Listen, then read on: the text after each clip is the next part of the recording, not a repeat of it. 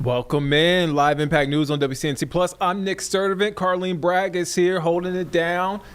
Nick is back, everybody. I'm back after a week. The long-awaited return of Nicholas Sturdivant. He's here. Everybody calm down. Nick's here. I'm here. The crowd goes wild. I need your WWE entrance in here. I do need a theme song. That would be pretty cool. Having a theme song and then walking in. Maybe there's a camera shot. One day we'll do this as a live show, and then we'll do that. It is a live show. Well, a live show with like an audience. An audience. A live show. That pyrotechnics, fireworks, the whole nine. Yeah, I'm down with that. I have people outside of the. I see the vision, Carlene. I see the vision. It's good to be back. Look, another busy day. News doesn't stop, even though I was on vacation. Apparently, I missed a lot yesterday. Sure did. Becca Bursall's here. We just talking to Becca. Becca was live in the field yesterday, showing us that damage from EF0 tornado? A confirmed tornado. Everything kind of happened so fast, but it's right on the northern tip of NODA where we had that tornado warning system. Kind of crazy also that uptown Charlotte was included in that tornado warning. Wow. So a very populated area, and Chief Meteorologist Brad Panovich, Majestic Storm, Chris, we're all tracking that. But yes, got to see the damage firsthand. Thankfully, no injuries, but the roof was just completely peeled back, screws included, landed on the neighbor's lot. But yeah, crazy 24 hours, but it was that cold front also that was coming through. And it was windy yesterday evening. It was so windy. It was almost worse than the severe thunderstorms we had earlier that day. So we had a lot of damage reports, trees down, but of course, it also brought a lot of cold air. This morning was freezing. We dropped down to 31 degrees, and you could feel the chill when you walked outdoors. Well, tomorrow morning, got another freeze, even colder probably than what it was than this morning. I was thinking when I put this on, I was like, I hope that this is my last turtleneck of the season. But I don't know. I don't think it is. Tomorrow, I don't think. I was about to say, But we've got a nice warm up on the way. So once we get to this weekend, things really will start to soar well above average. Today, we've got wall-to-wall sunshine. It's just chilly, so it looks a little bit deceptively warm out there. But as soon as you step outdoors, you will certainly feel the cool air incoming. Now, the cold front has passed. We are actually getting some snow showers up towards the high country. This started yesterday, mainly above 3,500 feet, where we could pick up several inches of snowfall. And you could actually see some of those flurries flying in Beech Mountain. So, fun fact, Beech Mountain had its last ski day this Saturday. So, there's ski season has officially ended, but they're still getting snow showers well into this March as well. Live look from Service Map, you can see where that cold front is. This is what brought all the strong to severe storms across the region. Dry air behind it, but once a cold front passes through, we get colder air from the northwest, and that northwest wind creates upslope snow showers for the mountains. That's why you got snow showers all across the Appalachians, and it's dry everywhere else across the greater Charlotte area. So this will continue on and off throughout the day, but again, taper off probably as we go later in tonight. 24-hour temperature change, 20 to even 26, 27 degrees colder than this time yesterday, all due to that cold front coming through. Temperatures outside, 20s, 30s, and 40s. 20s up in the mountains, 30s up towards the foothills, and 40s all across the greater Charlotte area. Temperatures slowly warming up, but it's not going to be a warm St. Patrick's Day. So this weekend was probably a better weekend to celebrate St. Patrick's Day. Of course, we had the parade, lots of bar crawls, lots of activities, including at the Whitewater Center. So today is definitely going to be chilly. If you do have any plans, maybe you're going to go out for St. Patrick's Day, definitely dress warmly. Overnight, temperatures will be falling into the upper 20s. So we do have kind of a plant watch. If you do have any maybe sensitive outdoor plants, make sure to cover them up. When plants freeze, or how that impacts them, is the water actually freezes and expands, and so that can lead to some damage to them. Make sure, again, bring them inside, or if you can, cover them with a sheet. In terms of rainfall, got pretty much nothing coming all the way from now through early next week. We've clearly got a dry period going on, but certainly some soakers yesterday, kind of depended on where the strongest storms had set up. Just around the Charlotte area, close to around half an inch. Boone and Watauga County, close to to around an inch as well. Same over towards portions of Chester as well. High temperatures are going up. So we stay chilly today and tomorrow. We stay in the 40s. And then we'll slowly start to get into the 60s for Thursday, and then 70s for Friday, and even 80s going into this weekend. We'll be looking at a high for Sunday, 84 degrees. But March is a transitional month. We all know that. Temperatures go up and they go down. So we've got another cold front coming through as we go into early next week that will knock temperatures back. Could even see another freezing morning as we go into next Tuesday as well. Our average high for this time of year is 64 degrees. So our Thursday is actually going to be much more seasonable for this time of year. This Jerry Hunt Supercenter 7-day, our first official day of spring is Friday, and Friday looks absolutely fantastic. Sunshine, 70-degree temperatures when it's not too hot, not too cold. That's the kind of weather I like. This weekend is going to be warming up into the 80s. Kind of short-lived. We'll be back to some cooler temperatures as we go into early next week. But I mean, you can't beat this weekend. No rain. 70s and 80s. And I feel like 84 might be a little excessive. Like that's like now. Go to the pool. Yeah. Carly? That's like my perfect degree. But you know, that's like my perfect temperatures. 83, 84. You can splish splash. We still get a whole summer of hotness. But why not start early? I don't like to sweat in spring though. Like I want to be cool and comfortable. I want to be able to in the evening throw on a light jacket. Yeah, I like that. Yeah. I'm not that girl. That is not my reality. Oh my goodness. Well, we'll get a little bit of everything this week. So. Everyone's happy. Yes, everyone. I'm happy with it. Yeah. Becca, thank you. Oh, I know you were not prepared to do this, but can you mention, because speaking of storms, your story for later?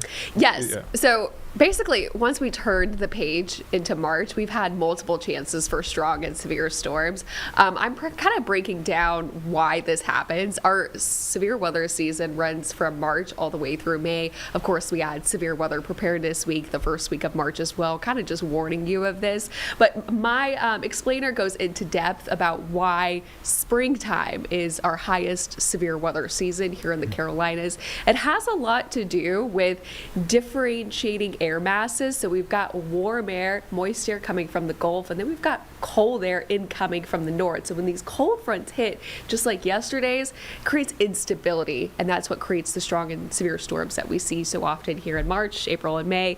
So my explainer will be coming up at the 6 o'clock hour, and I hope you'll tune in. Look forward to seeing it. Yes. Becca, thank you. Of course. Thank you, Becca. And we survived the crazy, well, you guys survived the crazy hectic day yesterday. Were you watching, or were you I just was. like... I was. I wanted to make sure. I was like, what is you going on? had to catch up. But I had to catch up. Well, you had been gone, so you just came back. You were coming in blind. Yeah. You're like, what's happening? I turned on 3:59, and I'm like, okay, I'm just going to get a regular. It rained heavy. I had no clue what was going on. Yeah. Like I just muted a lot of stuff while I was off. As you should. And so I'm like, wait, we had a tornado. It was the Monday of all Mondays, so I'll tell you that. I was like, oh, wow. I'm glad I took today off. No, but you guys did great work.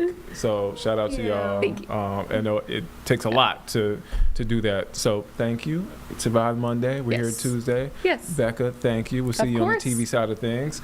All right, let's take a quick break. We'll be back here in just 2 minutes here on Live Impact News on WCNC Plus.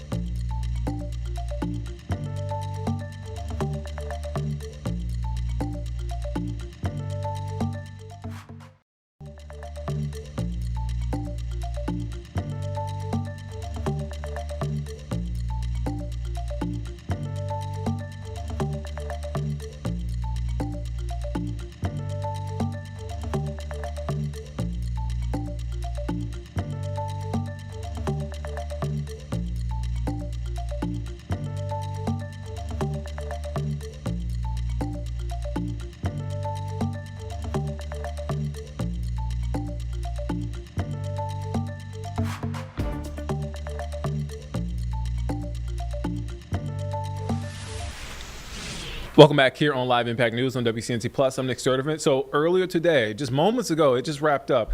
President Trump met with the Irish Prime Minister Martin, there in the Oval Office.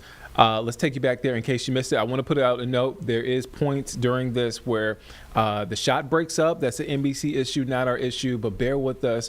It will come back, but I just want you to tune in here. This is from the Oval Office just moments ago, President Trump and the Irish Prime Minister. The fact that 3 Irish people born in the island of Ireland signed the Declaration of Independence. It was printed by an Irishman, John Dunlap, and disseminated across the colonies. And Charles Thompson, who was discussed earlier, he designed the bald eagle, the seal of the US. So in many ways, our connection is foundational. It's historic. And the Irish helped to build America. We're very proud of that connection. And we think you hosting us here in the White House is affirmation to all the Irish Americans out there and to our diaspora in this country for what they've contributed to America. And that's very much through the prism this year, the America 250. It's a very exciting year. Right. We're discovering new things. I mean, even a guy from my own city, a guy called Stephen Moylan, who was an aide-de-camp to Washington, he's regarded as the guy who came up with the phrase, the United States of America. First written record, and it's in New York in the history of those bonds. Well, you told me something before that was maybe the most interesting of all. How many presidents are in some way related through blood with Ireland? 23. Can you believe it? 23 Irish presidents. They're great politicians. Yeah. The Irish are great politicians. Absolutely. No, but think of it. 23 are in some form, and many of them have gone to Ireland. Absolutely. Grant went to Ireland after his presidency. Right. I was saying earlier, Ronald Reagan's visit was an extraordinary one in a place called Ballyporeen in County Tipperary. And of course, John F. Kennedy, whose grandfather was Irish, came back I think early '63. That's a very memorable visit because of what tragedy that happened subsequently in the assassination, which touched people in Ireland very deeply. So the Kennedy family strong resonation with Ireland. Well, we like the family too. Yeah. One person in particular, one very non-controversial I know person. that, But now he's doing a very good job, he really is. But we have more, I think, people here by far than you have in Ireland that are of Irish descent. We have, so you have quite a few, but we have a lot. You have a lot more than we have. Yeah. It's pretty amazing, by a lot. Absolutely. Yeah. Anyway, thank you very much. It's a great honor. And any questions for me?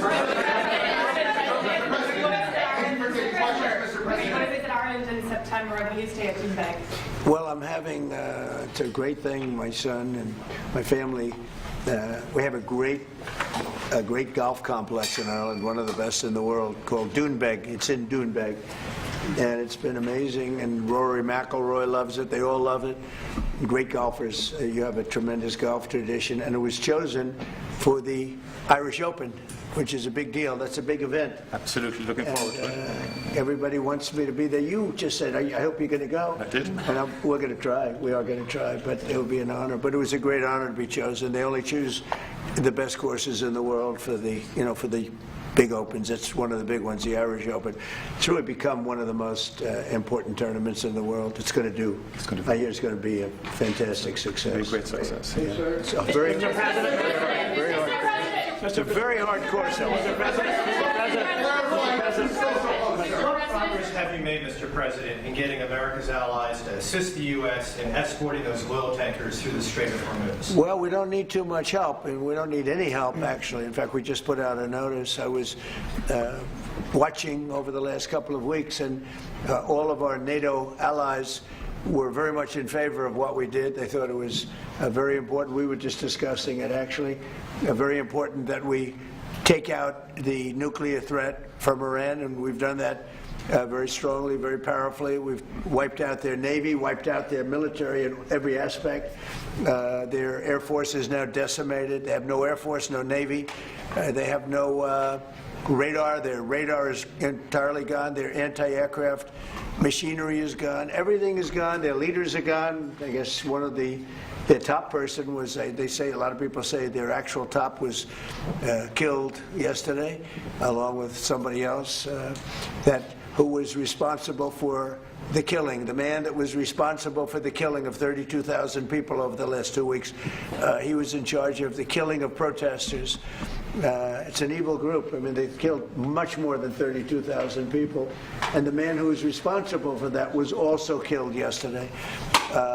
And all of the NATO allies agreed with us, but they don't want to, despite the fact that we help them so much. We have thousands of soldiers in different countries all over the world, and they don't want to help us, which is amazing. I mean, amazing.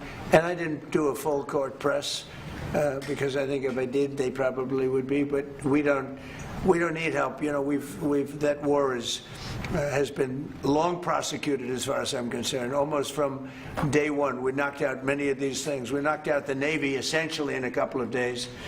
But I was surprised to see that NATO, while they agreed that it was a very important thing to do, they agree fully. Nobody said, oh, you shouldn't do it. They would have had a nuclear weapon within 1 month of when we had the B-2 bombers bomb the nuclear potential. I call it the nuclear dust. So I think NATO's making a very foolish mistake, and I've long said that I wonder whether or not NATO would ever be there for us. So this was a great test because we don't need them, but they should have been there. The other thing is, and I think very important, we didn't have to be there for Ukraine. Biden chose to spend hundreds of billions of dollars on Ukraine, and I guess the head of Germany just made a statement that, well, they weren't involved and they have nothing to do with the war, but at the same time they think we did a great thing by knocking them out. Nobody wants to have Iran, or anybody, but nobody wants to have Iran with a nuclear, because these people are crazy. They're absolutely crazy, and they're vicious, violent.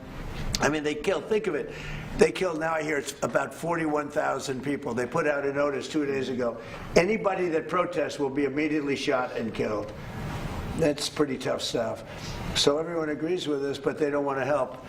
And we as the United States have to remember that, because we think it's pretty shocking. President Macron has just said in the last hour that he will never join a task force in the Strait of Hormuz until hostilities finish. Yet yesterday you said... Who said that? Who said? President Macron of France. What's your reaction to that, sir? Well, he'll be out of office very soon, so we'll have to see. I don't know. On Doonbeg, you're building an extension to it at the moment, but there's been an objection put in, and it's being held back at the moment due to small snails. What are you disappointed about that? Planning Commission. I have not heard that. No. Mr. President.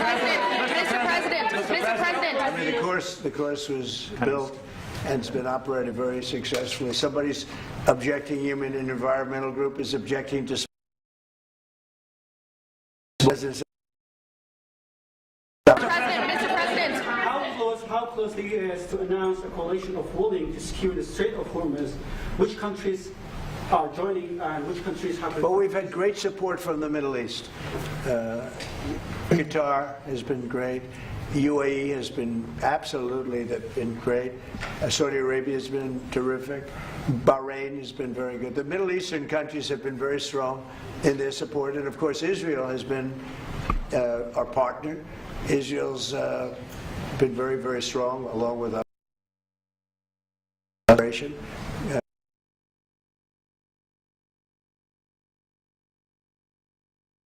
Against Iran. If you look ago, I talked about 47, I guess now 48 years. For 48 years, they've been bad players, vicious players. and you can't let them have a nuclear weapon. If they got a nuclear weapon, I would say they would have used it within 24 hours after having it, and they would have had it if we didn't bomb them out from in a great raid with the B-2 bombers 8 months ago or so. You would have had a nuclear war in the Middle East and maybe beyond. I think it would have hit Europe. Maybe not Ireland, but it would have hit Europe. I think you would have been a nice piece of it. It all gets you. It's big enough that you would have been affected. They would have hit Europe eventually. Mr. President, Mr. President, your Director of National Counterterrorism, Joe Kent, he just resigned today. He said he can't support your conflict with Iran. What's your reaction to that? And did you? Well, I read his statement. I always thought he was a nice guy, but I always thought he was weak on security, very weak on security. I didn't know him well, but I thought he seemed like a pretty nice guy. But when I read his statement, I realized that it's a good thing that he's out, because he said that Iran was not a threat. Iran was a threat. Every country realized what a threat Iran was. The question is whether or not they wanted to do something about it. And many people, many of the greatest military scholars are saying for years that President should have taken out Iran because they wanted a nuclear weapon. They were, if we didn't do the attack, or if, I'll go a step further, if I didn't terminate the Iran nuclear deal given to us, one of the worst deals ever made by Barack Hussein Obama. Remember when they sent Boeing 757s over there, loaded with cash? Hundreds of millions of dollars. You would have been very happy. This was a wonderful. They said hundreds of millions. People forget that. Does anybody remember? Right? You remember. Hundreds of millions of dollars in a Boeing 757. I think they had 2 of them loaded. They took the seats out and they put cash. And it was so much that there wasn't a bank in Virginia, Maryland, or D.C. that had any money left. They stripped them of all their money, put it into place, sent it to Iran, almost as ransom. That's not going to happen with Trump. All right, so that is President Trump just moments ago there in the Oval Office meeting with the Irish Prime Minister there. We're going to take a step aside. We're going to come back here at home, here in the Live Impact studio, and we're going to head to break. We're going to be back here in just 2 minutes here on Live Impact News on WCNC Plus.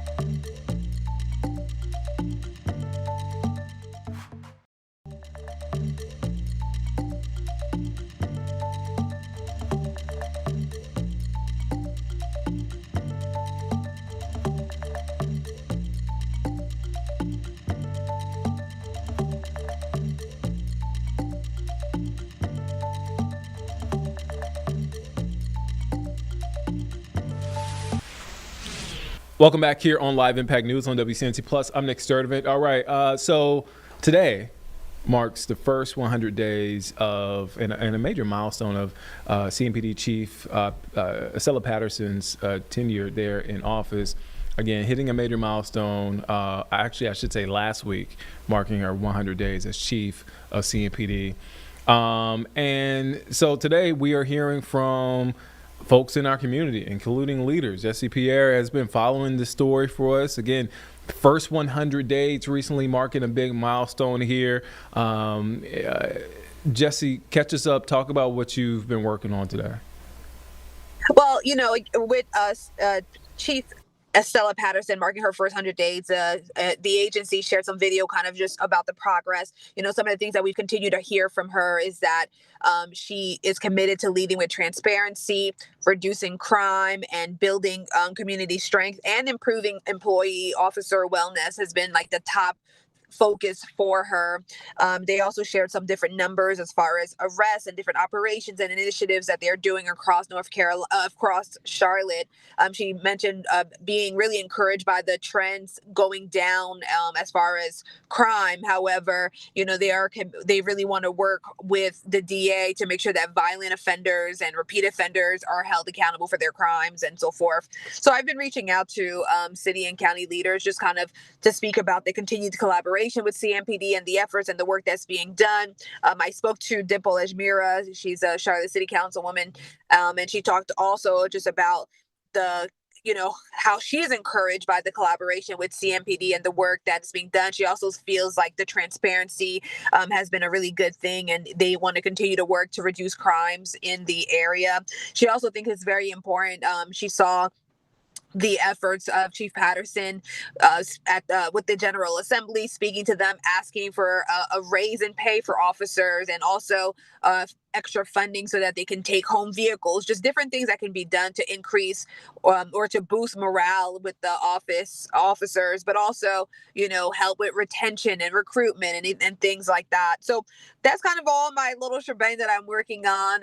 Overall, just again, the first 100 days of, just a few months in, just kind of the work that's being done.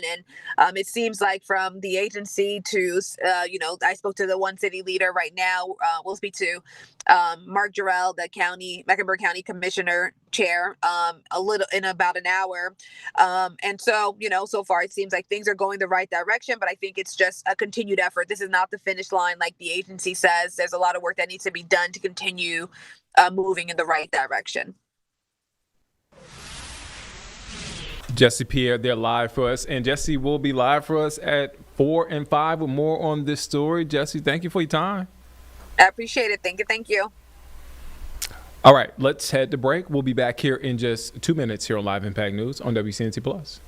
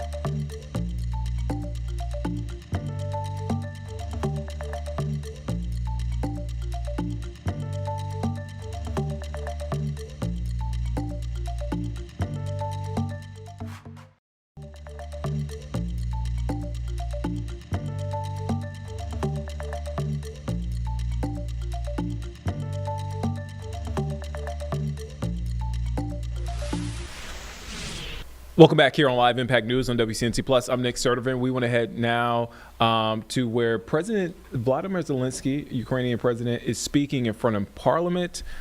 Let's take a listen in. Cost effective than anything our partners use today. Dear friends, we must build security the way so that the evolution of security stays ahead of the evolution of war. And it is not only about a state launching attacks. We must be ready for any kind of strike, including from non-state actors, criminal networks, terrorist groups, and even lone attackers who can gain access to such technologies. With the spread of drones, mass attacks no longer cost billions, they cost far less. It is no longer only a wealthy madman like Putin who can afford this, unfortunately. But even now, and even he is still being given money as sanctions on his oil are lifted. And of course, I thank you that the UK is not doing this. Thank you so much. And we see the same way, strong support for Ukraine, strong sanctions against Russia, and strong joint defense projects are the only basis for effective diplomacy to end this war. Aggressors don't end wars because they suddenly want to. They stop when they can no longer continue. That's why pressure is crucial. I thank you that Britain understands this. Thank you.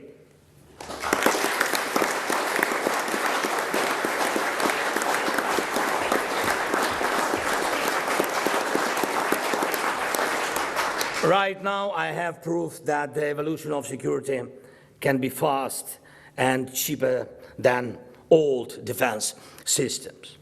And this is an iPad with software that lets us control our security in real time. It's true. We have these iPads. I have one. My Prime Minister has one. Our Minister of Defense and our top military commanders, they have it. It lets us see the front line in Ukraine and even every enemy killed with video proof. Right now, 90% of Russian losses on the front are caused by our drones. That's why it's so important to know who has the advantage in drones and to be fast and strong in defending against them. iPad also shows every strike in our skies, our sea area, and our long-range strike against Russia. It gives us real-time control over people's safety and our infrastructure and energy sector. And I believe the evolution of security will make it possible for every leader, every defense minister, and even ordinary people to have tools like these, and with them a high level of protection of life. Leaders and ministers work for people. And if the leaders have power, it's only because people trust them with their security. With tools like these, people will not only trust, they will be able to see for themselves what is being done for their security in real time. We see, these are examples, yeah, you can see, yeah. We see every large-scale Russian attack on our cities in detail. Launch, points, flight, path, likely targets. The system let us analyze each attack and how our defense responds as a whole. In real time, we see what is happening in the sky and what resources are being used to protect us. It's a clear way to keep control and to adapt to a real-time situation. And there are almost no nights in Ukraine, and that's true, no nights in Ukraine without Russian Shahid attacks. Sometimes hundreds of attack drones and dozens of missiles in a single night. But in the sector, rate is around 87–90%. And this number would be higher if we had enough investment in our defense production and enough missiles against ballistic threats. And these are our two main shortages, funding and Patriot missiles. That's why we are working to involve our partners in production and to help Europe build all the air defense it needs. Here is the massive attack on the night of March 14. In total, there were, can you imagine, there were nearly 500 Russian air attacks weapons, 430 drones and 68 missiles of different types. And we shut down most of them, and in real time, on this iPad, in our system, we could see how our aircraft were working, where electronic warfare was used, and how interceptors were deployed. And of course, our mobile air defense teams are also working, and we see it all on the iPad across the whole country and down to each individual strike, how the defense worked, what needs fixing, which solutions in which areas will bring the best results. We do this after every Russian attack. It means each day. It is this layered defense that ensures Russia cannot destroy us from the air. Every part of the system must be used. Our newest element is interceptor drones. When conditions and weather allow, we use hundreds of them every day. These work thanks to our production in Ukraine and with our partners, Sting, Mirovs, P1 Sun, and others. And I'm glad we have a joint project with the United Kingdom, the Octopus drones. This is successful decisions, successful interceptions depend on well-placed positions of our soldiers, set up to cover as many drone routes as possible. And it is constant hunting at night, and now even during the day. And you see how many Patriot systems and other air defense systems there are in the Middle East and the Gulf. But there is still not enough security. Why? Why not enough security? Because the Iranian regime's weapons have evolved faster than defense in these countries. This is a problem that must be solved and can be solved. And as soon as possible, we all understand what comes next.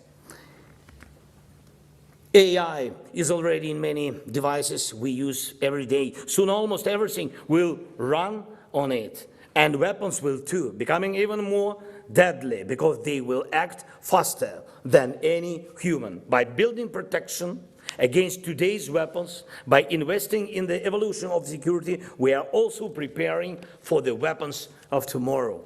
Perhaps we are preventing a problem. And if the world has stopped Putin back in 2022, we would not be thinking today about how to defend against drone warfare. Without his war against Ukraine, the world might have avoided mass drone warfare, cheap and deadly, for many, many years. And if together with partners in the Middle East we build a system like Ukraine, they will be able to track attacks from Iran or from the Houthis in real time, analyze them, keep improving their defense, giving people critical infrastructure and trade routes real security. Today, just a few Shaheeds can disrupt oil shipments at a scale that affects entire regions, or destroy desalination plants and hit millions of people in the most painful way. The cost of living is rising everywhere, and terrorists around the world are learning what they too can do. And we all know the solutions that can prevent this. Some may think it is enough to just buy interception and protection is guaranteed, but it's not that simple. The key is the system. The system matters. And there have already been cases when partners bought interceptors but still had no ask for help because they did not have a system to use them. And without a system, any interceptor is just a toy, not a real defender. So what do we have? First, we are capable of producing at least 2,000 effective and combat-proven interceptors every day. We can produce more. It depends on investment. We need about 1,000 interceptors a day, and we can supply at least another 1,000 a day to our allies. Second, we know how to build radar and acoustic coverage to respond to how Shaheeds and other drones approach. Third, we have soft that allows radars to keep working even under electronic warfare, jamming. In real time, we analyze enemy frequencies and respond to them. And because of this system, we understand how effective our defense is against almost every attack drones. And we can move our positions and air defense to get better results. This iPad gives full control of the situation because we have a system for using our defense tools. If a Shahed needs to be stopped in Emirates, we can do it. If it needs to be stopped in Europe or United Kingdom, we can do it. It's a matter of technology, investment, and cooperation. And the fact that we go through this winter, which Russia tried to make deadly for all our families, shows that our solutions work. The key is to keep improving them in line with the threats we face and those that are coming. The evolution of threats never stops.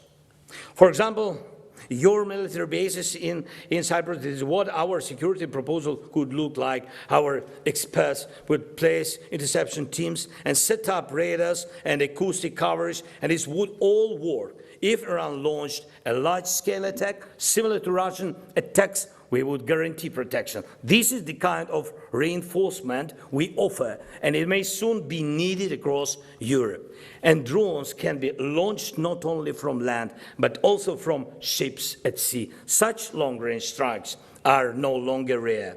Different countries already use them, and since European seas still have many targets from Russia's Shadow Fleet, launching drones from such vessels is no longer something unexpected. Ukraine didn't have a strong navy like Britain or some of our other partners, but we have pushed what is left of Russia's fleet into distant base in the Black Sea, where their ships hide from Ukrainian sea drones. This is a completely new security reality in our sea. The Russian fleet, which was powerful, has no effective way to counter our drones. Their defenses have been strong. We do not deny that. But our naval drone systems keep evolving, and we focused on the speed of that evolution. And we won our sea. We started with simple kamikaze sea drones, then we built drones with. All right, so that is President Vladimir Zelenskyy, Ukrainian President Vladimir Zelenskyy, speaking in front of Parliament in London. All right, so we want to get to some breaking news that we are following on a homicide investigation up in northwest Charlotte. Let's take a look at the map just to kind of give you a general area of where this is. So this is right now, detectives are in the 700 block of Belmead Drive, exactly 735 Belmead Drive there in Charlotte. That's in northwest Charlotte there. Again, not too far from the Whitewater Center. I was about to say that. All that sort of thing, yeah. In that general area. So again, this is a map kind of giving you a sort of a rough estimation of where it is and where that scene is. Again, this is along Belmead Drive there, just to kind of give you some. That red marker is kind of where the rough address is, yeah. Not a lot of details, but we do have a crew there, Autumn Bracey, along with a photojournalist, on the way there. So as soon as their shot pops up and as soon as we get more information on this homicide investigation and get those details from our assignment desk or from them, we will make sure to pass that along and update you here on Live Impact News. But again, before we head to break, I want to update you, homicide investigation in Northwest Charlotte. This is the Freedom Division there for CMPD, Belmead Drive, 700 block there, Belmead Drive. All right. Again, we'll continue to keep you updated on that breaking news, that homicide investigation there. Let's take a quick break. We'll be back here in just 2 minutes here on Live Impact News on WCNC Plus.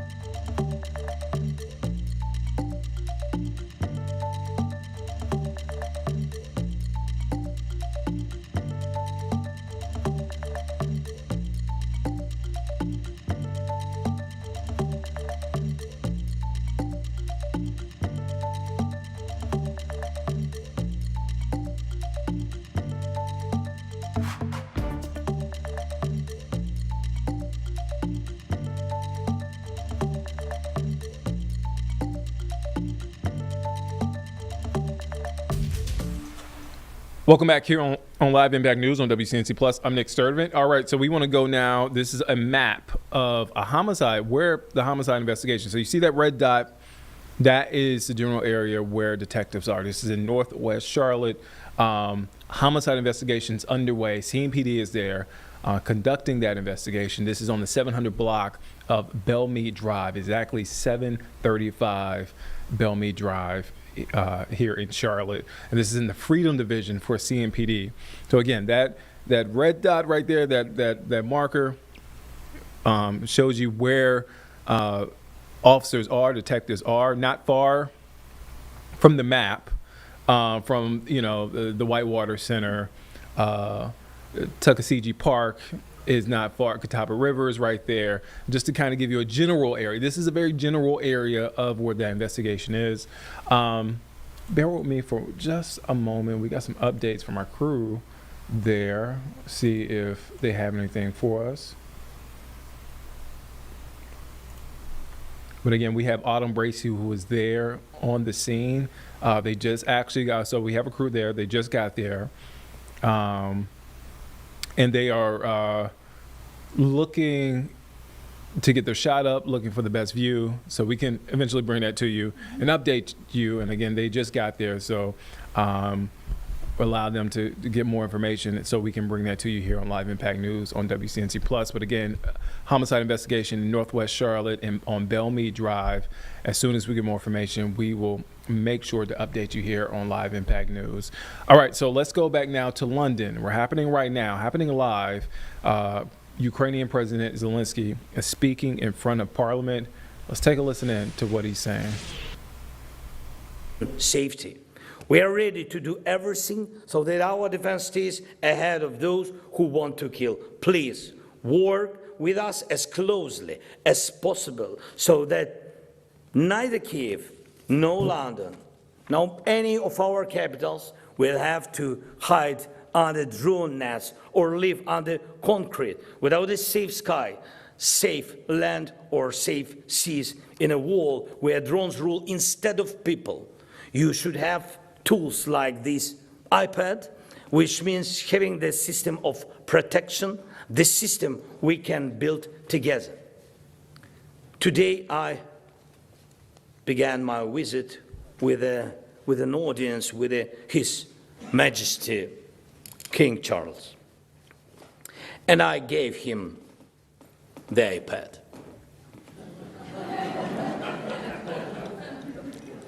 Really, like this, as a sign of respect and gratitude, and to strengthen our cooperation with the United Kingdom, with your great country. Thank you so much.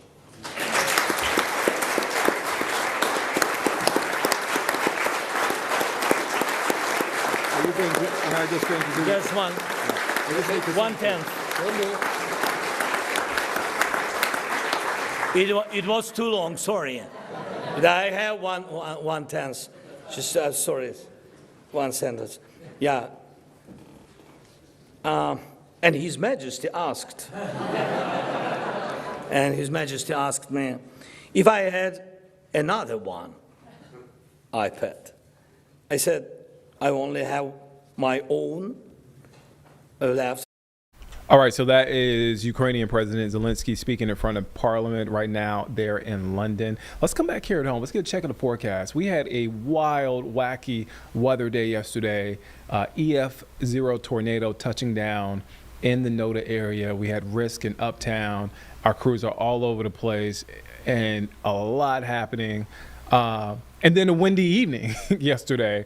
And now much colder temperatures than we've been used to. Again, a wacky, not even start of the spring. Spring hasn't officially started, but sort of a pre-spring wacky weather. Let's get an update on our full forecast. Here's Majestic Storm. Well, the the storms have passed and the sunshine has returned. It's a beautiful Tuesday across the area, but boy, it is cold out there.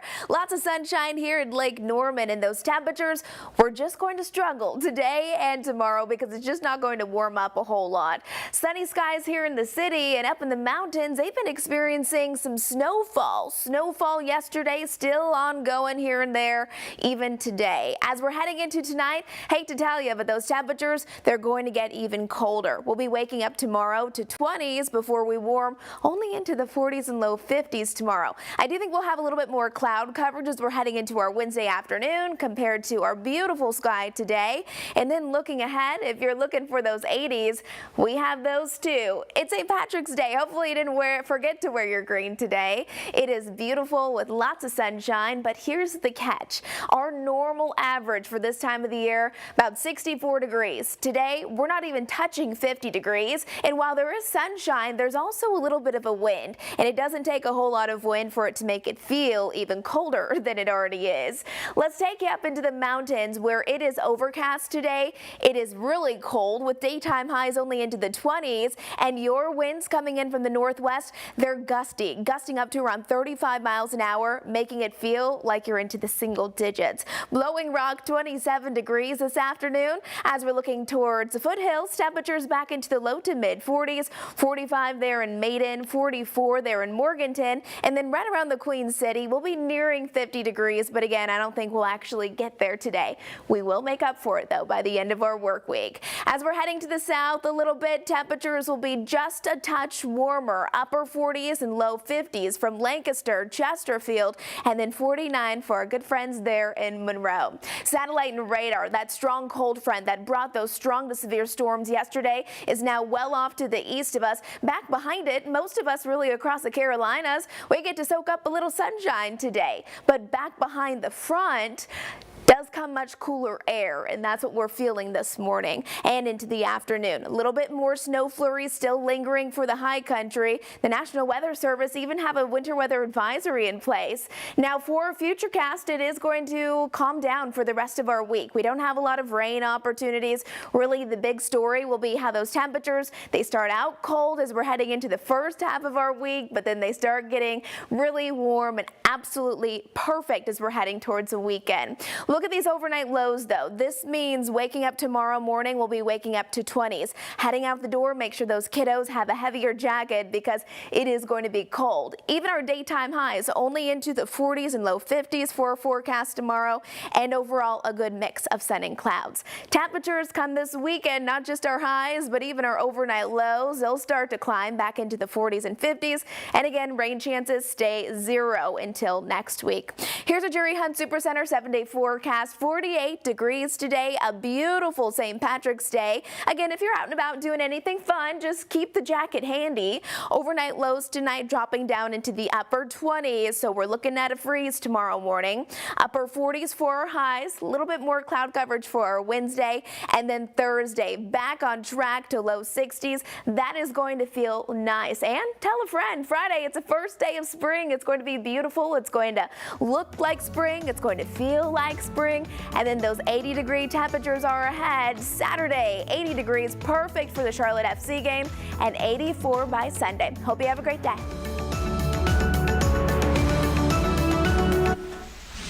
84 by We love Sunday. to see it. I don't want to sweat. I don't want to have to sweat on Sunday, but I'm not complaining about it because you know, Carlene. You always got something to say. I do. Let me live. Let me have my 84. Okay, 84. Carlene's gonna be at the pool Sunday. It's like a lot of y'all. Before we go to break, speaking of pools, there are people at my complex that are at the pool during the 70-degree weather. You already got people at your pool? Yeah. I don't have people in my pool yet. Yeah, I'm like. I haven't seen anybody in my pool yet. I was like, it's a bit. Water's too cold for. It probably is. 70. I went to, when I ran my half marathon, the water was too cold. Yeah. Yeah, so I'm just saying the water hasn't heated up No. yet. All right, enough of my yapping. Let's go to break. We'll be back here in just 2 minutes here on Live Impact News on WCNC Plus.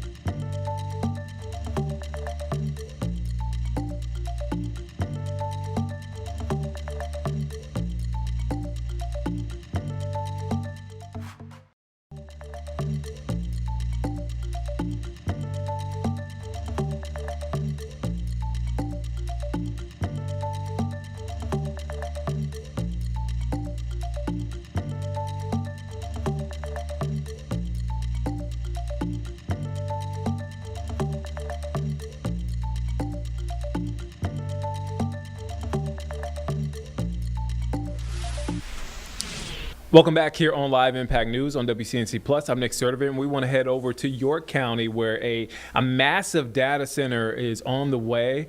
However, there could be some new regulations that could change, I guess, the complexity and how folks deal with this data center. A lot to sort through with this story. We'll send it over to Walker Lawson, who is in York County. Walker, I was hesitating because I didn't want to give away the crux of the story because you're there covering it. Catch us up. Tell us who you talked to and about this data center.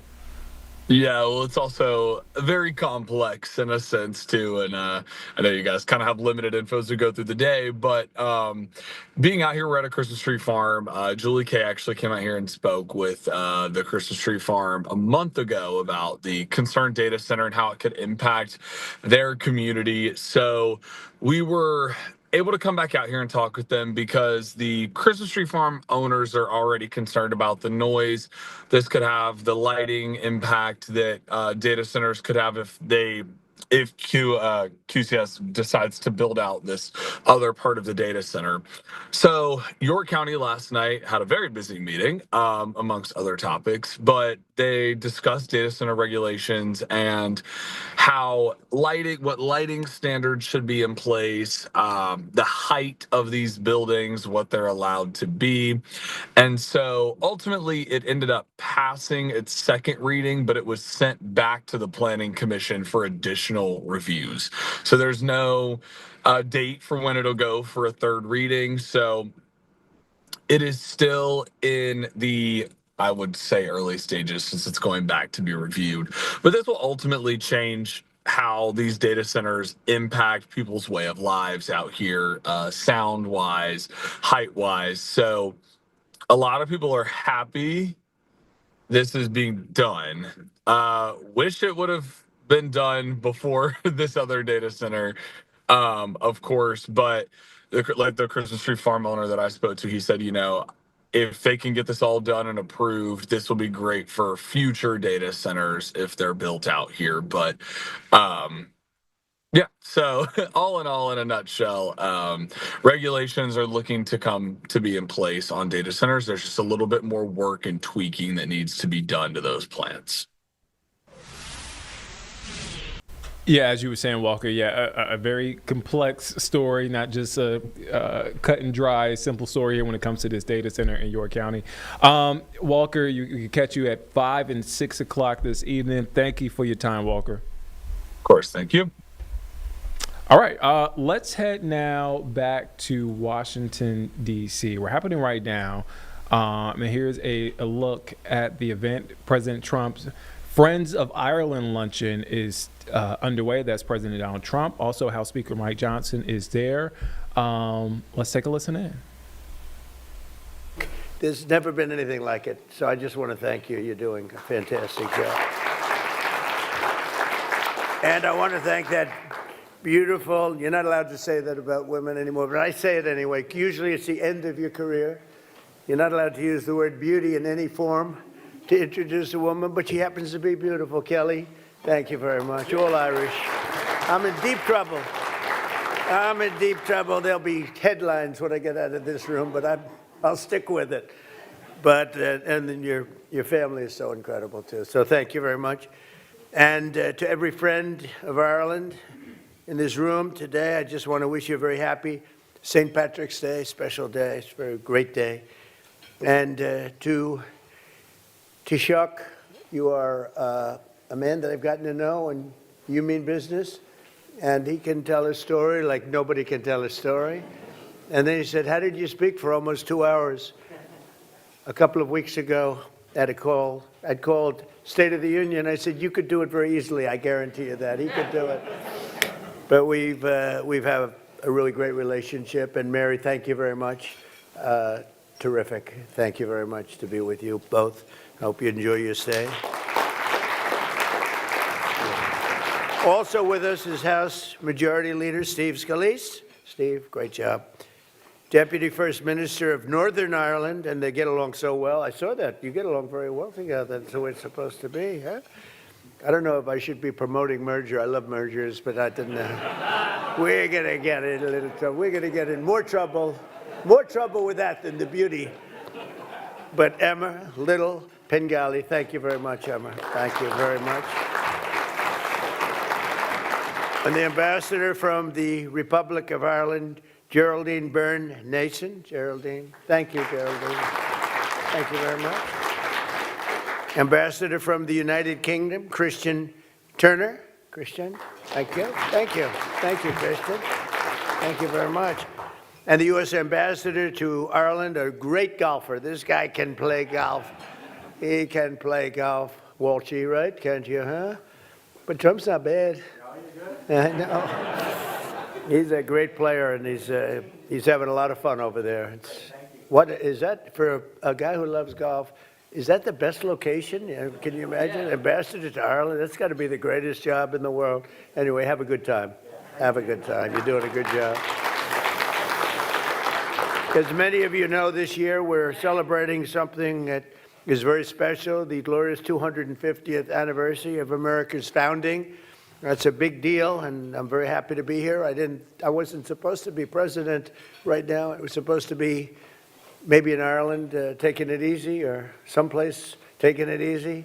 But I'm president now, and I got the Olympics, I have the World Cup, and I have the 250th year. And we all have it together. And I just do want to say that the war is proceeding very, very strongly. We're doing very, very well. Iran, knocking the hell out of them, and you have to do that. We can't let them have a nuclear weapon. They were 2 weeks away, in my opinion, 2 weeks away from having a nuclear weapon. If those beautiful, magnificent machines, those B-2 bombers, if they didn't do their job 7 or 8 months ago, they would have had a nuclear weapon, and there would have been no talking to them, no talking at all. They would have used it very gladly, very happily, and you sort of see that by the fact that they were sending missiles, ballistic missiles, powerful missiles, to all of their neighbors, and for the most part, they were supposed to be somewhat friendly with their neighbors. They were going to blow the hell out of them, and that was going to be the Middle East, between Israel, the Middle East, and Europe would have been there, and we would have been there. There would have been no stopping, and we did a good job, and a lot of people appreciated it. A lot of presidents know they should have done it. It was 47 years of terror. Every time you see somebody with no legs, no arms, a face that's been really so badly damaged, so badly hurt, lives destroyed, 95% chance it came right out of Iran. They loved that bomb. They loved that bomb. And the father of that was, as you know, Soleimani, General Soleimani. And we got rid of him in my first term. And if we didn't get rid of him, I think it might have been a different story, because he was a bad guy, but he was a brilliant guy if you like to fight dirty. And he fought as dirty as you can. So we've done something that a lot of people said that other people should have done long before I got here. But it's my honor to do it. And we've had a very big day today. We knocked out things that nobody thought were possible to knock out. Today was a very big day already. As part of this great celebration, we also honor 250 years of cherished Irish-American friendship and 250 years of fierce, proud, tenacious Irish-American heritage. These are incredible people. Oh, I know so many Irish. They're difficult, though, you know. They're very difficult. And they're great politicians. You know, I was just told, right, that 23 American presidents have some Irish blood in them, right? Some a little bit, and some a lot, right? That's a pretty big number. I don't think and nobody else competes with that. But out of the 56 signers of our Declaration of Independence, 11 were patriots with roots in Ireland. Back in July 4th, 1776, it was a son of Ireland who actually printed that sacred document for the first time. Who knew that? And it was also an Irishman who first read its immortal words to the American public, proclaiming aloud that we are all made free and equal by the hand of our Creator and endowed by God with rights to life, liberty, and the pursuit of happiness. That came out of the blood of Ireland. The Irish did not come to America. They helped found America, the fact is, and they helped build America. And these are incredible people. I know them well. And with a little bit of Irish luck, they helped make America into the most exceptional nation the world has ever seen. And we're doing better. We had to do a little excursion, if you don't mind, a little excursion to take care of nuclear weaponry in the hands of maniacs. But other than that, in a couple of weeks, and won't be much longer, it's moving along fast. We're way ahead of schedule. Did you know that, Mr. Speaker? I'm trying to save a lot of money by being ahead of schedule. We're way ahead of schedule. Nobody would have thought, somebody, a great war historian told me today, nobody would have thought you could do that much damage in that little time, 2 weeks. But we're way ahead. But we had prior to that, and really, I guess you could say after that, but prior to that, and it'll bounce back so fast, the oil prices will drop like a rock, and the economy is so powerful, so strong. And, you know, we hit 50,000 on the Dow. Think of that, 50,000. I was told you'll never hit 50,000, not for the first 3 years. Maybe at the end of the fourth year, you might be able to hit it. We hit it in the first year. And we then hit 7,000 on the S&P, and that was even more of a long shot, Steve. That was a chance that they said you couldn't do that. That was harder than 50 on the Dow. 7,000 on the S&P, we hit that before the end of the first year. And all of those things. And then I said to myself, well, we're doing great. We're doing great. I went to Susie, my beautiful Susie Wiles. There's nobody like Susie. I went to Susie. Right? And everybody's with her, and she's a great woman, really. She's a great woman. But I went to Susie. I always go to Susie. I said, Susie, do you mind if I take a little excursion here? Do you mind if I, you know, we're hitting all these records, right? More people are working in the United States today than ever before. I could name this. I don't want to bore you because this is all about Ireland. This is all about, but you're a big part of it because you're a big part of this country. But I said, do you mind if I take a little excursion, my chief of staff? Because I want to do this. I have Marco here. We have a lot of our great people. JD is here. They're all here. And I say, let's do this. We got to do it right. Should have been done by many presidents. Should have been done long before 47 years. It's 40 years of living in terror. You know, they're called the bully of the Middle East, but they're really the bully of the world because they used oil to bribe, right? They used oil to bribe and to, you know, gain power. I don't know what they gained. What did they gain? What the hell? How are they doing? Not so good. They're all gone now. Every one of them, they're all gone. We don't even know who to, our biggest problem, we don't know who to deal with. Over here, I can call the Speaker of the House. He's so powerful. I can call him. I can make a deal. Maybe. I can even call your Democrat counterpart, this guy. I said to Kelly, what do you think of your counterpart? He said he's a great guy. This is Republican, Democrat. I never thought I was going to hear that about you. Let me shake your hand for a second.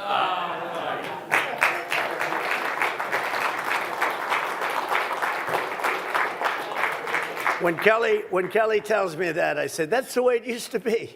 You know, that's the way, not so long ago. And maybe someday that's the way it'll be again. It's really great. But I said, do you mind if I take a little excursion?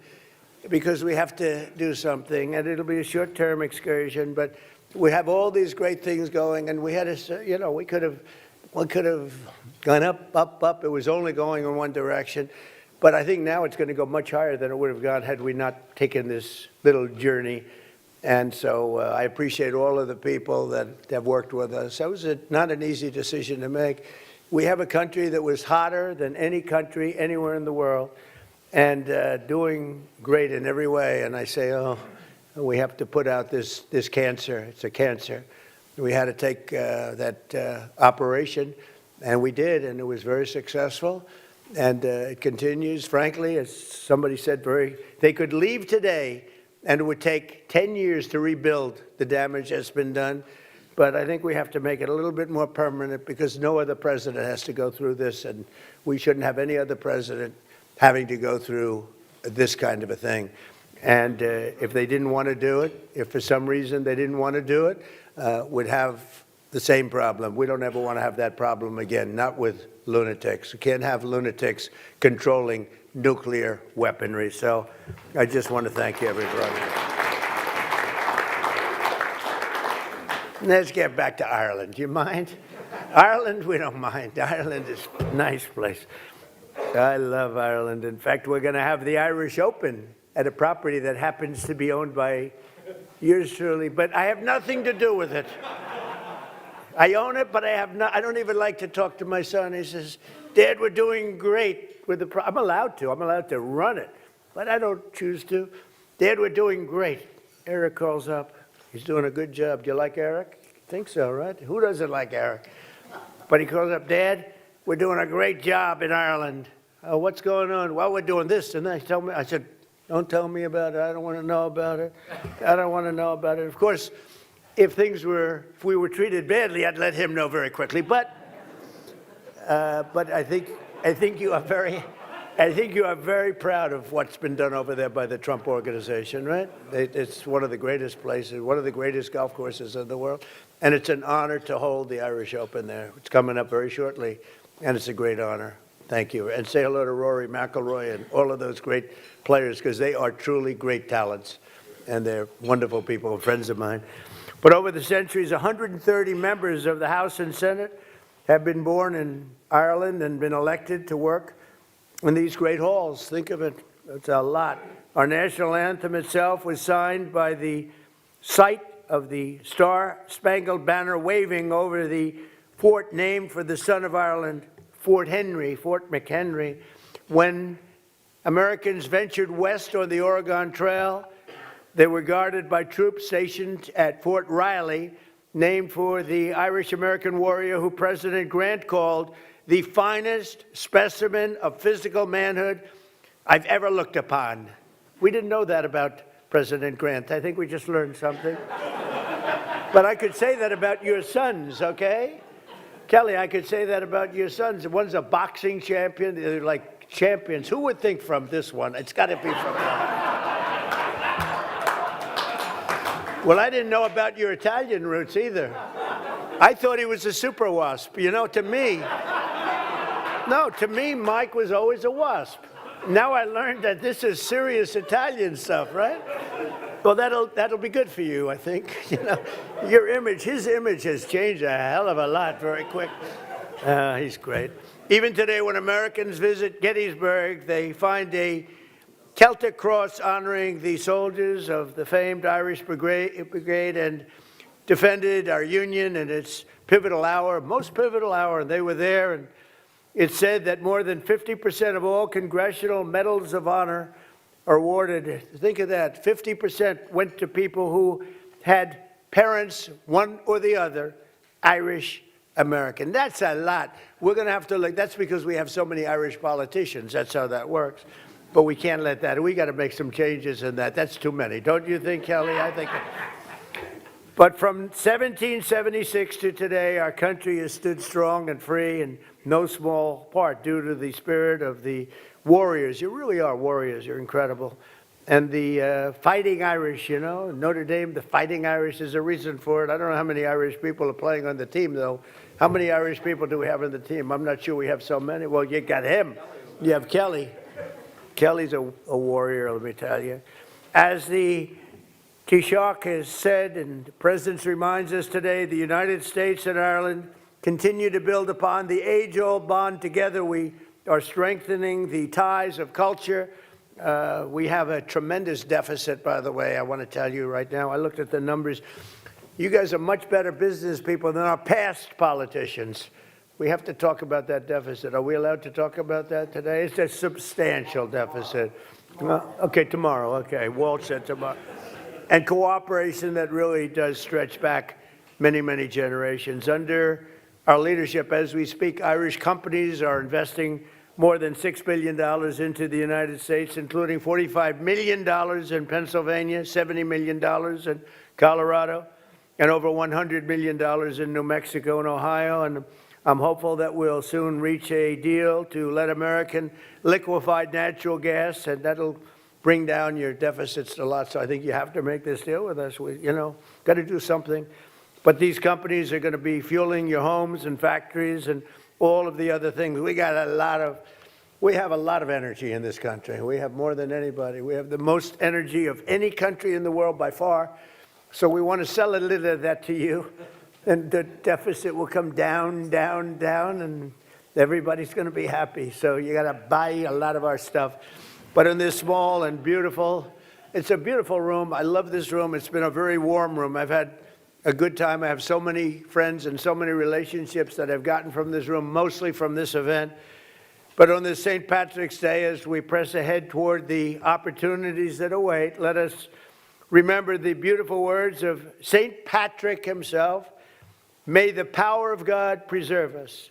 May the wisdom of God instruct us. May the hand of God protect us.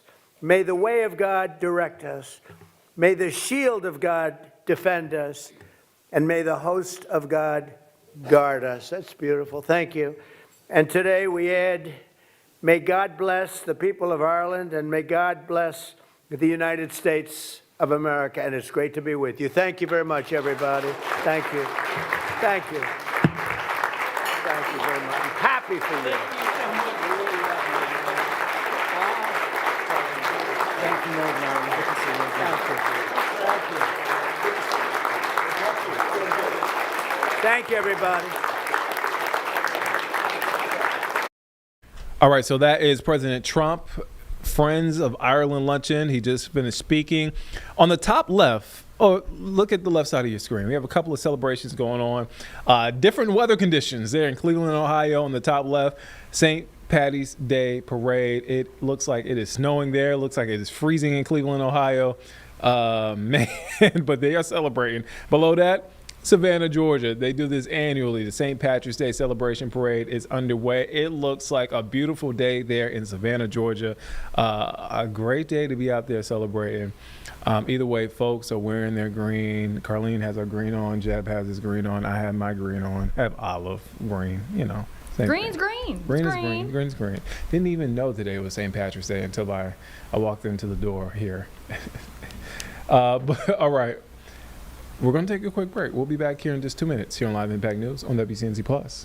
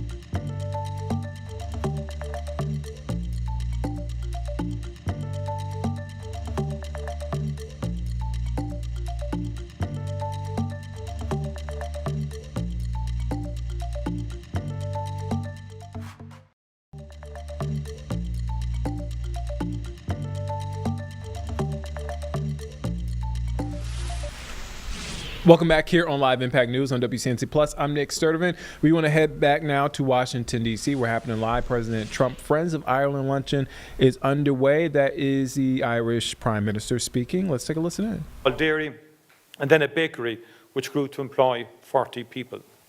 She was renowned for her business acumen, her deep faith and her charity. The orphanages she helped to build across New Orleans remain as her legacy. Margaret's grit and determination, her hard work entrepreneurship and innovation, and her dedication to giving back to her community embodies the best of what it is to be Irish here in the United States and at home in Ireland. Margaret Howery was an entrepreneur to her bones, but she would marvel at the economic relationship that exists today between Ireland and the United States. Every day across this great United States, more than 200,000 Americans go to work each morning in nearly 800 Irish-owned companies, operating in every sector, in every state, and Ireland is the 5th largest foreign investor in the US. From little acorns, mighty oaks grow. Mr. President, Mr. Speaker, on my journey to Washington this year, I stopped by Philadelphia, the birthplace of the American Revolution and the home of your remarkable Declaration of Independence. Viewing the exhibition at the Museum of the American Revolution, I was struck by how those who signed the Declaration knew that the profound and serious step they were taking would change not just this part of the world, but the course of human history. Nothing would ever be the same again. As Thomas Jefferson himself declared, "May our Declaration of Independence be to the world what I believe it will be, to some parts sooner, to others later, but finally to all, the signal of arousing men to burst the chains and to assume the blessings and security of self-government. All eyes are opened, are opening to the rights of man." The American Revolution gave hope and example to all who yearned to be free, including in Ireland. That the great republic launched in 1776 exists today owes much to the vision and wisdom of its founding figures, but it also owes its enduring strength to all those who have played their part in sustaining it, including in those who have served in this august building.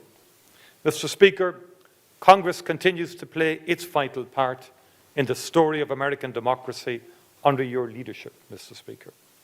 Congress has also brought people together across the aisles to play a pivotal role in achieving and securing a lasting peace on the island of Ireland. I pay tribute to the generations of people who have served here and who believed in and invested in this peace. We will never forget them. We will always remember that in our darkest and bleakest hours, they kept the faith. And we still need your support and your energy to maintain that peace and to support reconciliation. Mr. President, thank you for your friendship for Ireland, a country you know well. Thank you, Mr. Speaker, for your gracious hospitality, for this opportunity to break bread with so many true friends of Ireland. There is truth in the Irish proverb that the road to a friend's house is never long. Thank you, co-chairs Mike Kelly and Richie Neal, for your unstinting commitment to peace and prosperity on the island of Ireland. And thank you for bringing so many members of this House from both sides of the aisle together on St. Patrick's Day and throughout the year. A very happy St. Patrick's Day to you all. As we say in Gaelic, Gorv Mila Mahagav, Agus Banachti, Na Ela Podrig Orv Galer.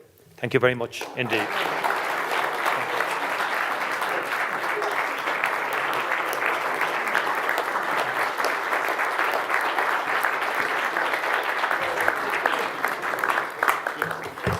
Thank you so much, Taoiseach. And Mr. President, again, I told him he had 1 hour and 47 minutes, Senator Welch, because that's how long the State of the Union was, and he was much shorter, so thank you for that. It is a short road to the People's House, and we're glad to have you again.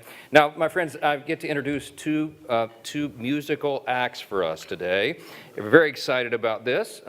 We're blessed to have twice the entertainment today. So the first is a musical very much in the spirit of this historic year for us, the American 250th anniversary, Where Eagles Fly tells the story of one Irish family's difficult journey across the Atlantic here to America. It is a journey of hope, resilience, and faith as they sought to build a new life in this grand new land. And please give a very warm welcome to the performers of Where Eagles Fly. Thank you.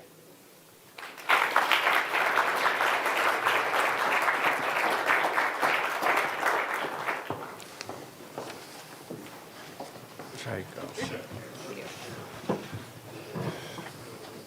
Mr. Speaker.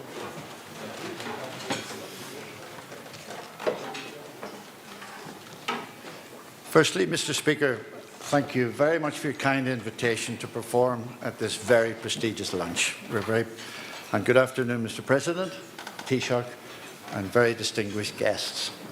My name's Trevor Marshall, and I'm very proud and delighted to be here today.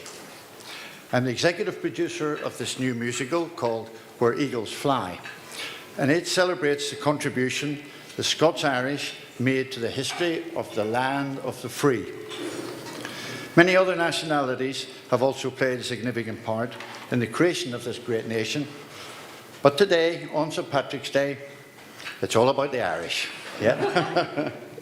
And their story is remarkable. This year you celebrate 250 years. You don't make it easy. The semi-quincentennial, got it, I think, since the adoption of the Declaration of Independence. Many do not realise the impact the Scots-Irish have had in building this great country. The musical is intended to tell their story in a most amazing way. I'm a direct descendant of the leader of one of the first expeditions to America. The Reverend Robert Blair set off with 140 Presbyterians in the year 1636, 400 years ago almost. They left a little town called Grunsport near Belfast and fleeing persecution, seeking freedom to live and worship according to their consciences in the New World. His story inspired this musical. The Scots-Irish are the bedrock of the United States. Their deeds have shaped the nation from the Declaration of Independence to the moon landings and beyond. They've provided leadership out of all proportion to their members, whether it's politicians, soldiers, business people, inventors or clergy.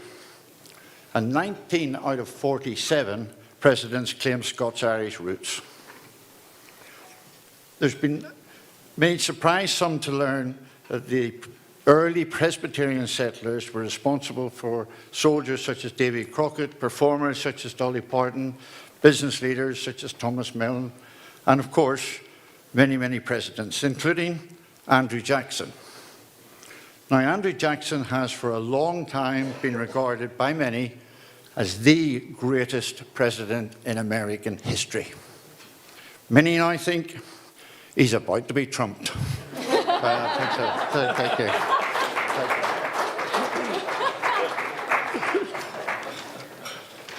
The contribution of the Scots-Irish goes far beyond famous deeds and famous people.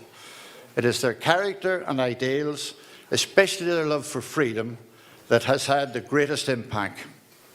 For they have literally defined what it is to be American.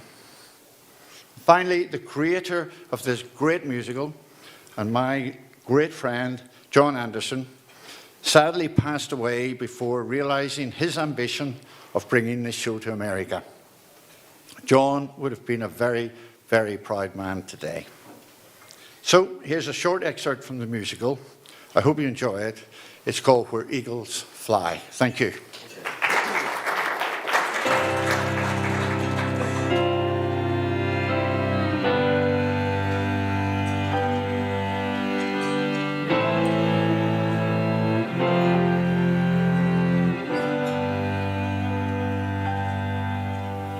Let your thoughts fly. Let your heart soar higher and higher while eagles fly, until at last in the silence you find peace and you know who you are. So let your hopes dare to lead anywhere on faith which we can depend. As long as we live, our spirit will give the strength for the journey's end. For here we belong, our spirit is... All right, so that is a live look there. The Friends of Ireland luncheon that's underway. We heard from President Donald Trump. We heard from the Irish Prime Minister. We also heard from House Speaker Mike Johnson. That is, again, a live look at that luncheon there in our nation's capital. Let's come back out now and let's head to break. We'll be back here in just 2 minutes here on Live Impact News on WCNC Plus.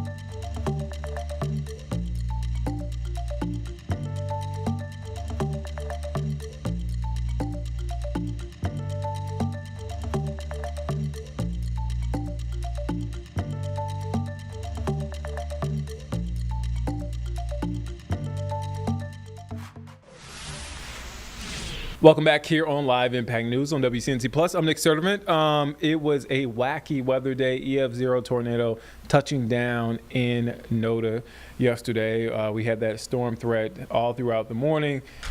Evening, very windy, and the cold air is here, but it won't be here for long. I promise you guys it won't be here for too long. Let's check in on our full forecast with meteorologist Majestic Storm. Well, the storms have passed and the sunshine has returned. It's a beautiful Tuesday across the area, but boy, it is cold out there. Lots of sunshine here in Lake Norman, and those temperatures, we're just going to struggle today and tomorrow because it's just not going to warm up a whole lot. Sunny skies here in the city, and up in the mountains, they've been experiencing some snowfall. Snowfall yesterday, still ongoing here and there, even today. As we're heading into tonight, hate to tell you, but those temperatures, they're going to get even colder. We'll be waking up tomorrow to 20s before we warm only into the 40s and low 50s tomorrow. I do think we'll have a little bit more cloud coverage as we're heading into our Wednesday afternoon compared to our beautiful sky today. And then looking ahead, if you're looking for those 80s, we have those too. It's St. Patrick's Day. Hopefully you didn't forget to wear your green today. It is beautiful with lots of sunshine, but here's the catch. Our normal average for this time of the year, about 64 degrees. Today, we're not even touching 50 degrees, and while there is sunshine, there's also a little bit of a wind, and it doesn't take a whole lot of wind for it to make it feel even colder than it already is. Let's take you up into the mountains where it is overcast today. It is really cold with daytime highs only into the 20s, and your winds coming in from the northwest, they're gusting up to around 35 miles an hour, making it feel like you're into the single digits. Blowing Rock, 27 degrees this afternoon. As we're looking towards the foothills, temperatures back into the low to mid 40s, 45 there in Maiden, 44 there in Morganton, and then right around the Queen City, we'll be nearing 50 degrees, but again, I don't think we'll actually get there today. We will make up for it though by the end of our work week. As we're heading to the south a little bit, temperatures will be just a touch warmer, upper 40s and low 50s from Lancaster, Chesterfield, and then 49 for our good friends there in Monroe. Satellite and radar, that strong cold front that brought those strong to severe storms yesterday is now well off to the east of us. Back behind it, most of us really across the Carolinas, we get to soak up a little sunshine today. But back behind the front, does come much cooler air, and that's what we're feeling this morning and into the afternoon. A little bit more snow flurries still lingering for the high country. The National Weather Service even have a winter weather advisory in place. Now for Futurecast, it is going to calm down for the rest of our week. We don't have a lot of rain opportunities. Really, the big story will be how those temperatures, they start out cold as we're heading into the first half of our week, but then they start getting really warm and absolutely perfect as we're heading towards the weekend. Look at these overnight lows though. This means waking up tomorrow morning, we'll be waking up to 20s. Heading out the door, make sure those kiddos have a heavier jacket because it is going to be cold. Even our daytime highs only into the 40s and low 50s for our forecast tomorrow, and overall a good mix of sun and clouds. Temperatures come this weekend, not just our highs, but even our overnight lows. They'll start to climb back into the 40s and 50s, and again, rain chances stay 0 until next week. Here's a Jerry Hunt Supercenter 7-day forecast. 48 degrees today, a beautiful St. Patrick's Day. Again, if you're out and about doing anything fun, just keep the jacket handy. Overnight lows tonight dropping down into the upper 20s, so we're looking at a freeze tomorrow morning. Upper 40s for our highs, a little bit more cloud coverage for our Wednesday, and then Thursday back on track to low 60s. That is going to feel nice. And tell a friend, Friday, it's the first day of spring. It's going to be beautiful. It's going to look like spring. It's going to feel like spring. And then those 80-degree temperatures are ahead. Saturday, 80 degrees, perfect for the Charlotte FC game, and 84 by Sunday. Hope you have a great day.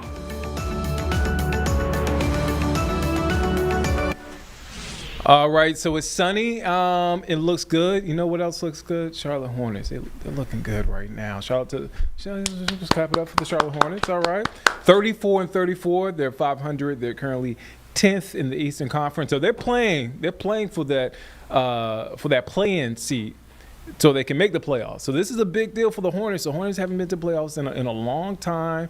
So this is a big deal for a young squad that struggled in the beginning, and now they have been on the upswing.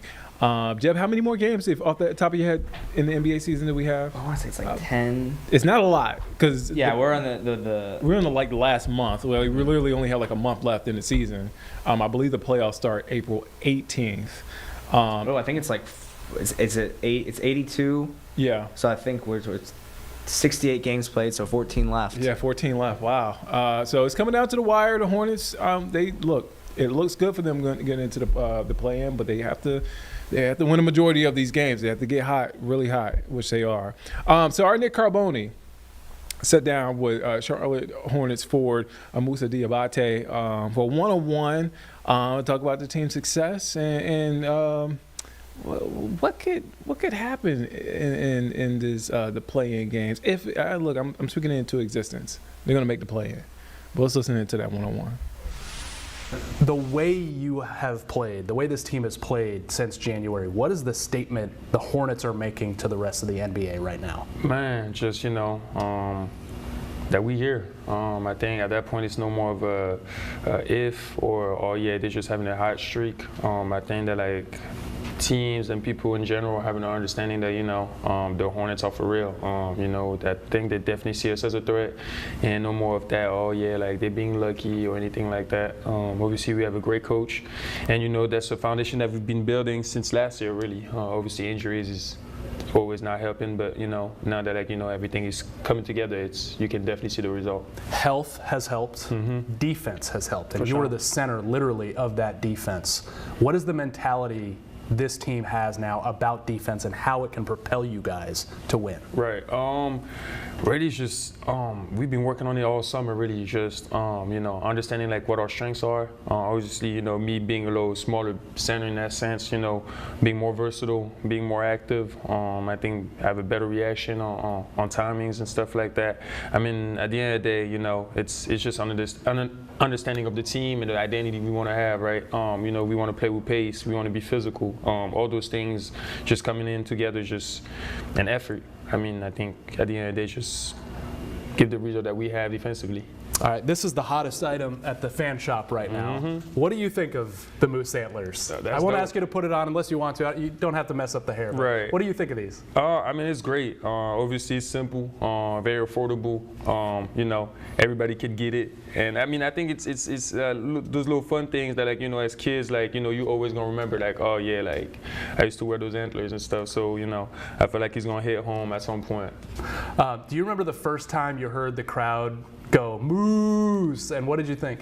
I mean, I don't remember exactly the first day that it happened, but yeah, I mean, it just happened, and I mean, it was funny. It was very funny because I want to give a shout out to my college roommate, Will Cheddar, because he's the first one that came up with it. I remember, like, we're in the room, and I just remember him talking about the moose is loose, the moose, the moose. And yeah, that's where it started. Then you had fans that started picking it back up. I can't remember his name, but one of the fans that actually made a song about it that was also at Michigan, cool. or no, that was it. Yeah, with the Hornets. So it just became this little thing or whatever. So yeah, I mean, it's great. Did you like the nickname Moose at first, or did it grow on you? I mean, like, in general, when I was younger, so Musa. Yeah. If you take out the A at the end, it's Moose. Yeah. So like everybody calls me Moose. Like at the end of the day, if you know me and I'm close, like, oh yeah, it's Moose. But like now when you translate it in English, it's like moose, like the animal. So it was just a funny, you know, wordplay right there. But yeah, I mean, it doesn't change anything to me. It's like calling me my name, really. So much talk in the preseason. Who would be the Hornets center? Right. Turns out the answer was there the whole time in number 14, Moussa Diabate. Have you found yourself getting recognized more? I mean, you're really becoming a hit in Charlotte. I mean, yeah, for sure. I haven't really been out like that, like just like, you know, walking outside or whatever. But yeah, I mean, when I walk into my building, for sure, you know, people want to talk, ask me questions and everything. And I mean, just the fans in general, you know, they're very cool in Charlotte, you know, very chill. So, you know, they see me, they'll ask for pictures or whatever. Let's take it back a little bit. What was life like? Are you oldest of 5? Growing up in Paris? I got 6 little sisters, but on my mom's side, I have 3. Yeah. And you're the oldest? Yeah, I'm the oldest. How did being the oldest of that many siblings shape who you are today? Man, I mean, you know, you got to be responsible, obviously, be mature. And I mean, you know, it's always been great to me. Like, I've always been a very protective brother. And I mean, I know the angels to me, they're like my kids for real. That's just how I see it. So, yeah. They look up to you, I'm sure. No, I mean, yeah, for sure. Like, sometimes, you know, I think it's just like, you know, it's just so much different just because, like, I left so young. Yeah. So there's just this little difference right there. But, yeah, if anything, I love them to death. And, you know, I hope that they can look up to me and just be proud of me. How did growing up there as the son of an immigrant there make you the man you are today? Man, I mean, I think that's what made everything for real. You know, started, you know, at the bottom of it, of the ladder. You know, living in hotels and everything. You know, it was tough, but you know, it was life. You know, and I got the chance to see my mom, you know, work very, very hard to get us out of different situations in our life. And I mean, it's just a testament to her mentality and strength.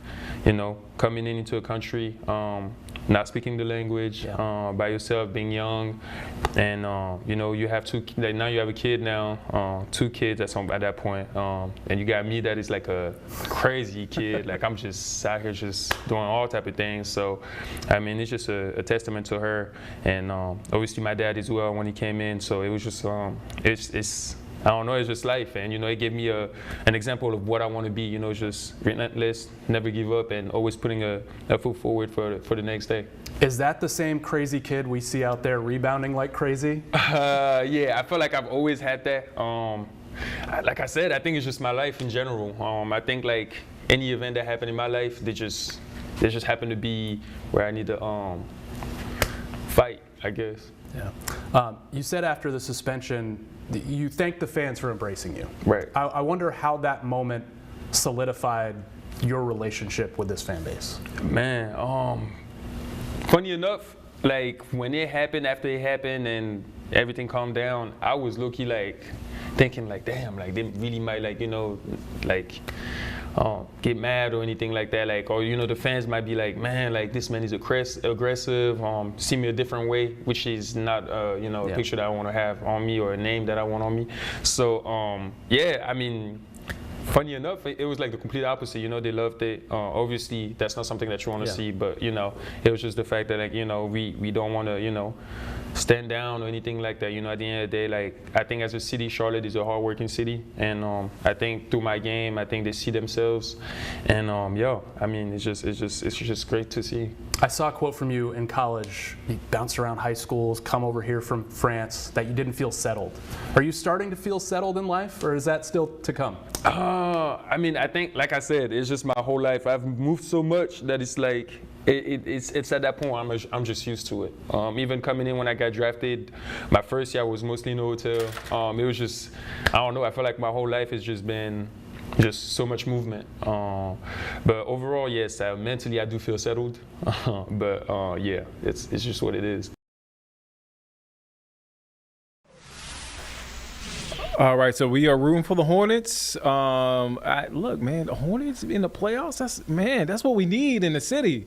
Panthers make the playoffs this year. We need the Hornets to make the playoffs, so we're rooting for the Hornets. Let's take a quick break. We'll be back here in just 2 minutes here on Live Impact News on WCNC Plus.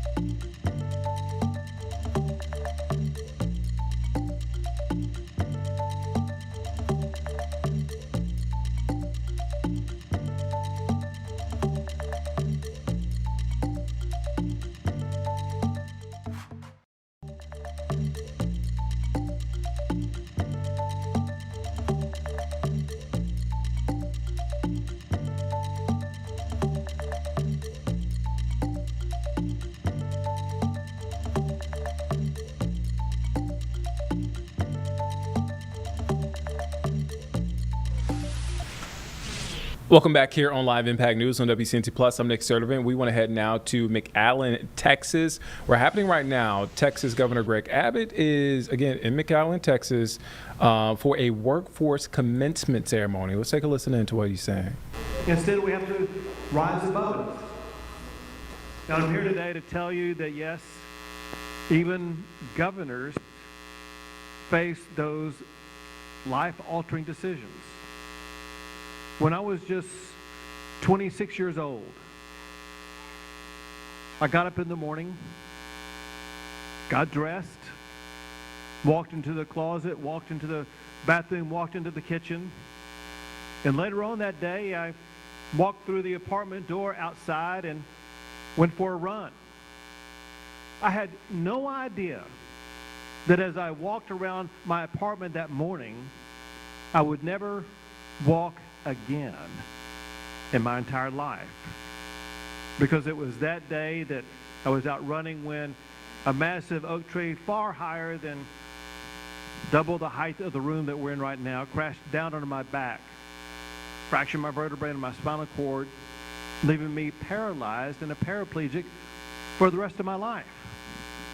You have no idea what it feels like for someone who is paralyzed, unable to walk, and going through all the other things that nerve damage causes, about the desire to quit, to just never do anything again. But you also have come to realize yourselves what it means to overcome that urge to quit and to summon inside yourselves the ability to respond to that. And that is what I learned in life. It's what you have learned in life. And that is that your destiny is not determined by how you're challenged. Instead, you yourselves, each of you get yourself to determine your own destiny by how you respond to those challenges. The way you have responded to those challenges has allowed you to earn the certificate you're getting here today, has allowed you to rise above a challenging life situation, to be here on a stage and see your own life going down a pathway where it's going to be more than just for your life, but it's going to be a pathway where you're making the lives of other people even better. You know, Jesus spoke about works of mercy in his famous Sermon on the Mount. They include feeding the hungry, giving drink to the thirsty, clothing the naked, caring for the sick. These works lead to sanctity.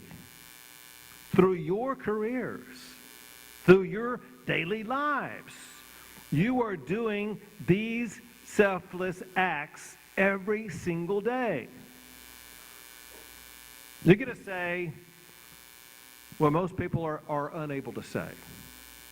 When you go home from work every day, you will be able to say that you have made a difference in the life of somebody else. You get to do that every single day. So congratulations on this remarkable achievement on your part. I wish you all the best in your careers, wherever they may go. May God bless you all, and may God forever bless the great state of Texas.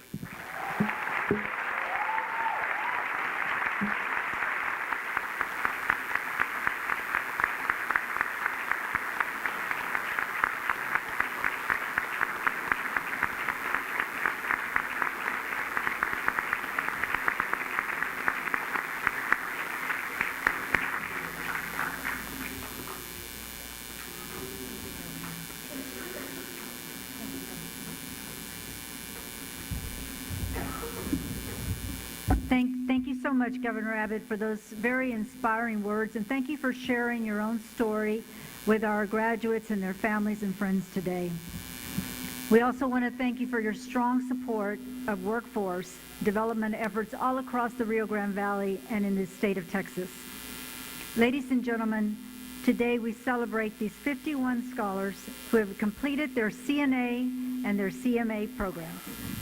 Each of them have worked tirelessly to reach this achievement, and their dedication and compassion is going to make a real difference in the lives of so many people living here in the Rio Grande Valley. Today, we recognize the CNA program, the Certified Nursing Assistant Program graduates, as well as the Certified Medication Aid class. 3 of the classes for the CNA were able to join us today. 1 class is currently completing testing and working at their jobs, but we are just as proud of their accomplishments and recognize them today as well. So now we will begin with our first class, and I'd like to call Instructor Betty Wilson to come up. Betty Wilson is our LVN, who will join us on stage to congratulate her students.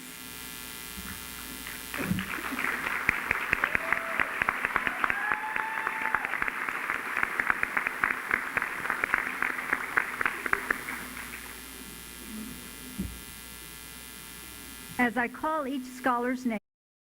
All right, so that is a workforce commencement that's happening in McAllen, Texas. There, Texas's governor, Greg Abbott, is there. We want to shift gears. We want to come back closer to home to a story that we have been following very closely for years now, and most recently after 2 chemical incidents in recent weeks. So Move Silfab is taking a different approach to raise awareness about concerns tied to the solar plant and possible chemical exposure to the community. The organization hosting a community scavenger hunt using color-coded zones to show what areas could be impacted by what they're saying hazardous chemicals that are being released. Bria Smith is live in your county following this. Bria, what can you tell us? Yeah, Nick. Well, it definitely was a scavenger hunt. I have to be honest. I actually felt like I was participating myself, trying to find the signs. 'Cause as you can see, there's one here behind me. And if you're like these cars here on Gold Hill Road, you'll probably drive by it and not really notice it. But if you happen to be here, there's a plaza and you stop by and you come see the sign. This is the sign, and I'll get a little closer, that organization leaders are talking about. So it is a Move Silfab sign. We're currently here in the orange zone radius. So there's 3 different radiuses, 3 different colored zones. It's the red, orange, and yellow. These are a 1 mile, 2 mile, and 3 mile radius from the Silfab facility where it would be impacted. So it's going to impact obviously busy areas like this one here. You can see there's a school bus going by. We're just by a daycare, a pediatric dental office. And so this scavenger hunt, pretty much how it works, like any other, if you're driving by, you'll want to stop safely, take a picture of the sign here, post it to your socials, so that way you're able to reach your network, anyone who may not know about this, anyone who might be, in that 3rd zone. So it's a little farther from the facility, but are still impacted. So this is just another way to get people to talk, another visualization for it to be a little bit more real. Sometimes when you see signs, organization leaders say it becomes a little bit more real, and then also interactive, and just getting the message of that. They just want a safe, healthy community, and hopefully leaders, can hear and adhere to this and make some change, Nick. Yeah, again, this has been a big story. A lot of folks voicing their concerns since the very beginning. That's Bria Smith there in York County. You can catch her at 4:45. That's when her story airs. You don't want to miss it. Bria, thank you for your time. Absolutely. All right, let's head to break. We'll be back here in just 2 minutes here on Live Impact News on WCNC Plus.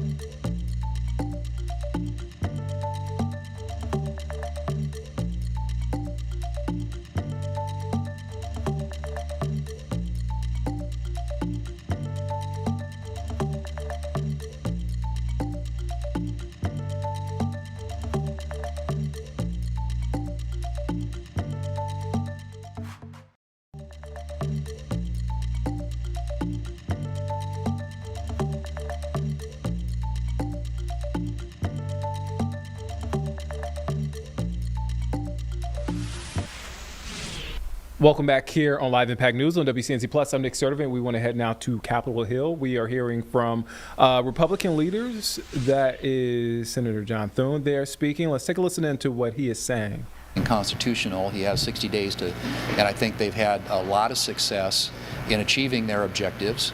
And I think that you will continue to see those objectives achieved. If you talk to our military leadership, our war planners, I think they're doing a masterful job of taking out most of the Iranian military capabilities, whether nuclear or conventional. The Strait of Hormuz obviously is an issue that we're all paying a lot of attention to.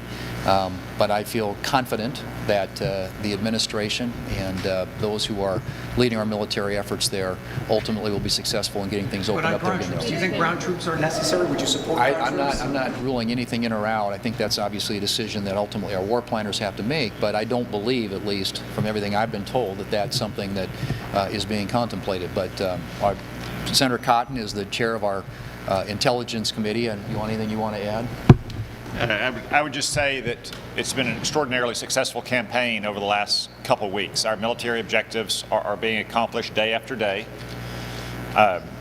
It's a methodical and deliberate effort because it's a very big country with a lot of weapons. But anyone who says that we're already losing or we're in a quagmire or the president can't succeed because of the threat that Iran poses to the Hormuz right now is akin to saying Eisenhower is losing because he hadn't made it to Berlin within 2 weeks of D-Day. It's going to take some time to achieve those military objectives, but in the end, we will have defanged the Iranian regime. Their missile forces, their drones, their missile launchers, their manufacturing capability will be ended. Their nuclear program will once again be pulverized. And specifically with the threat of Strait of Hormuz, it's understandable that we had to prioritize the long-range weapons first that could strike into Europe or the Indian Ocean or our bases or Israel and Arab nations. It's the weapons that can threaten Hormuz can be fairly crude and rudimentary rockets, for instance. There'll be a time for those, and that time is coming.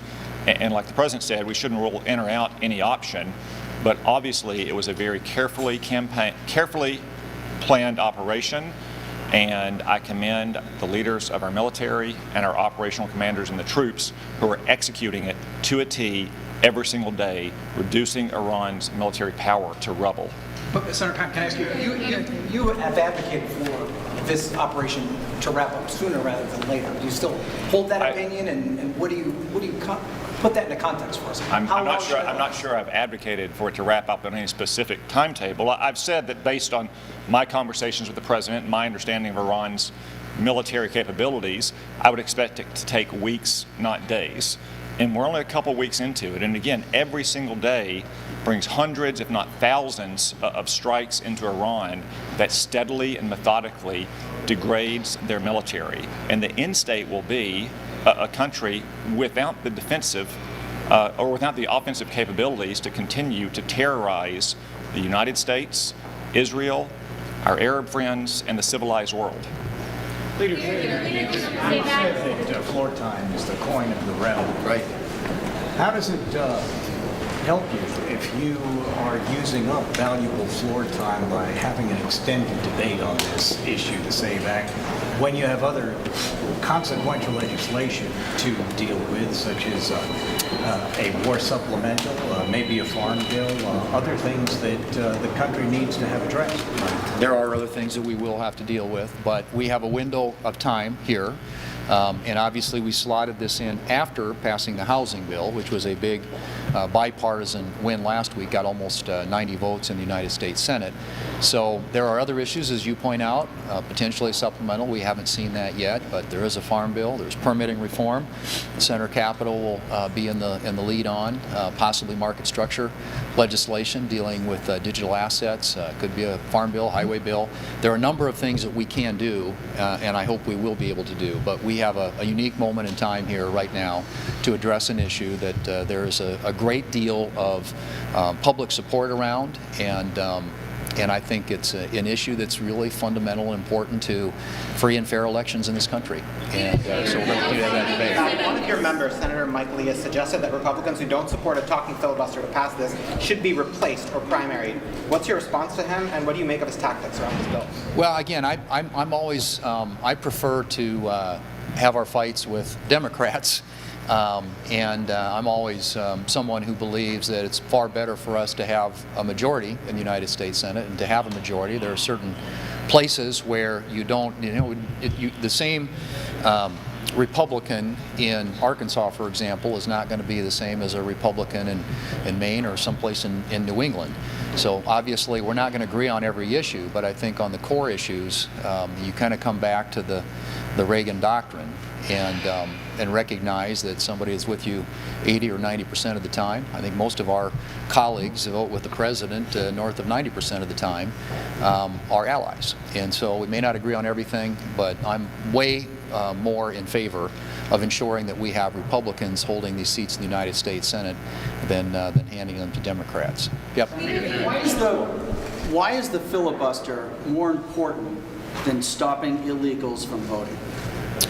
Well, look, I mean, I think that there are many ways in which you can stop illegals from voting, and a lot of states have some of those measures already in place.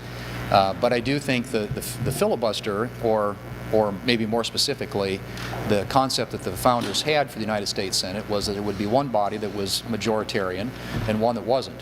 And so they divided power in a way that enabled the United States Senate, in which we have 6-year terms, staggered terms, more of a methodical way about going about solving the country's problems, and generally in ways that ensure that there are bipartisan majorities in which to accomplish that.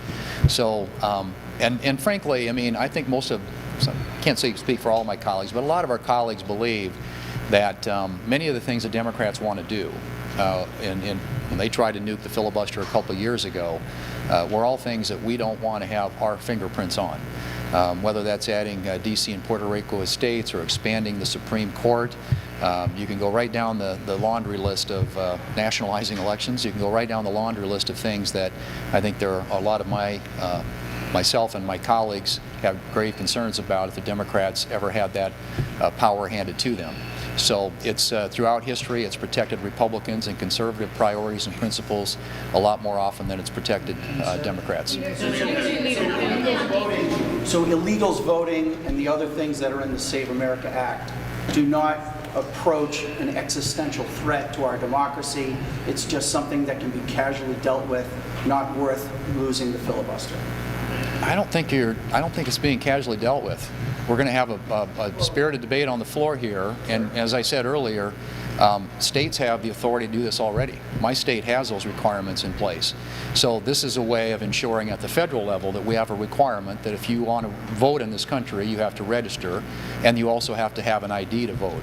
But that's something that's done in some fashion in 36 states already. Last question. For either of you or any of you here, has the White House indicated possible timing on a supplemental for Iran? And when do you think, because you also have to deal with floor time if that comes along. Right, and I haven't heard with respect to timing or what the components of that might be. I don't know if Senator Cotton has heard anything more specifically on that, but there is an expectation, I think, at some point that there may be a request for some additional resources, to enable them to continue to complete the mission and achieve the objectives that they've set out to achieve with Iran. But we'll be prepared to take that at any time that the administration sends it up. We'll certainly give it due consideration. There are other elements and perhaps that might come with that, but we're not fully aware of those yet because we haven't seen anything just yet, but we will consider it in due time when it comes. Thank you all.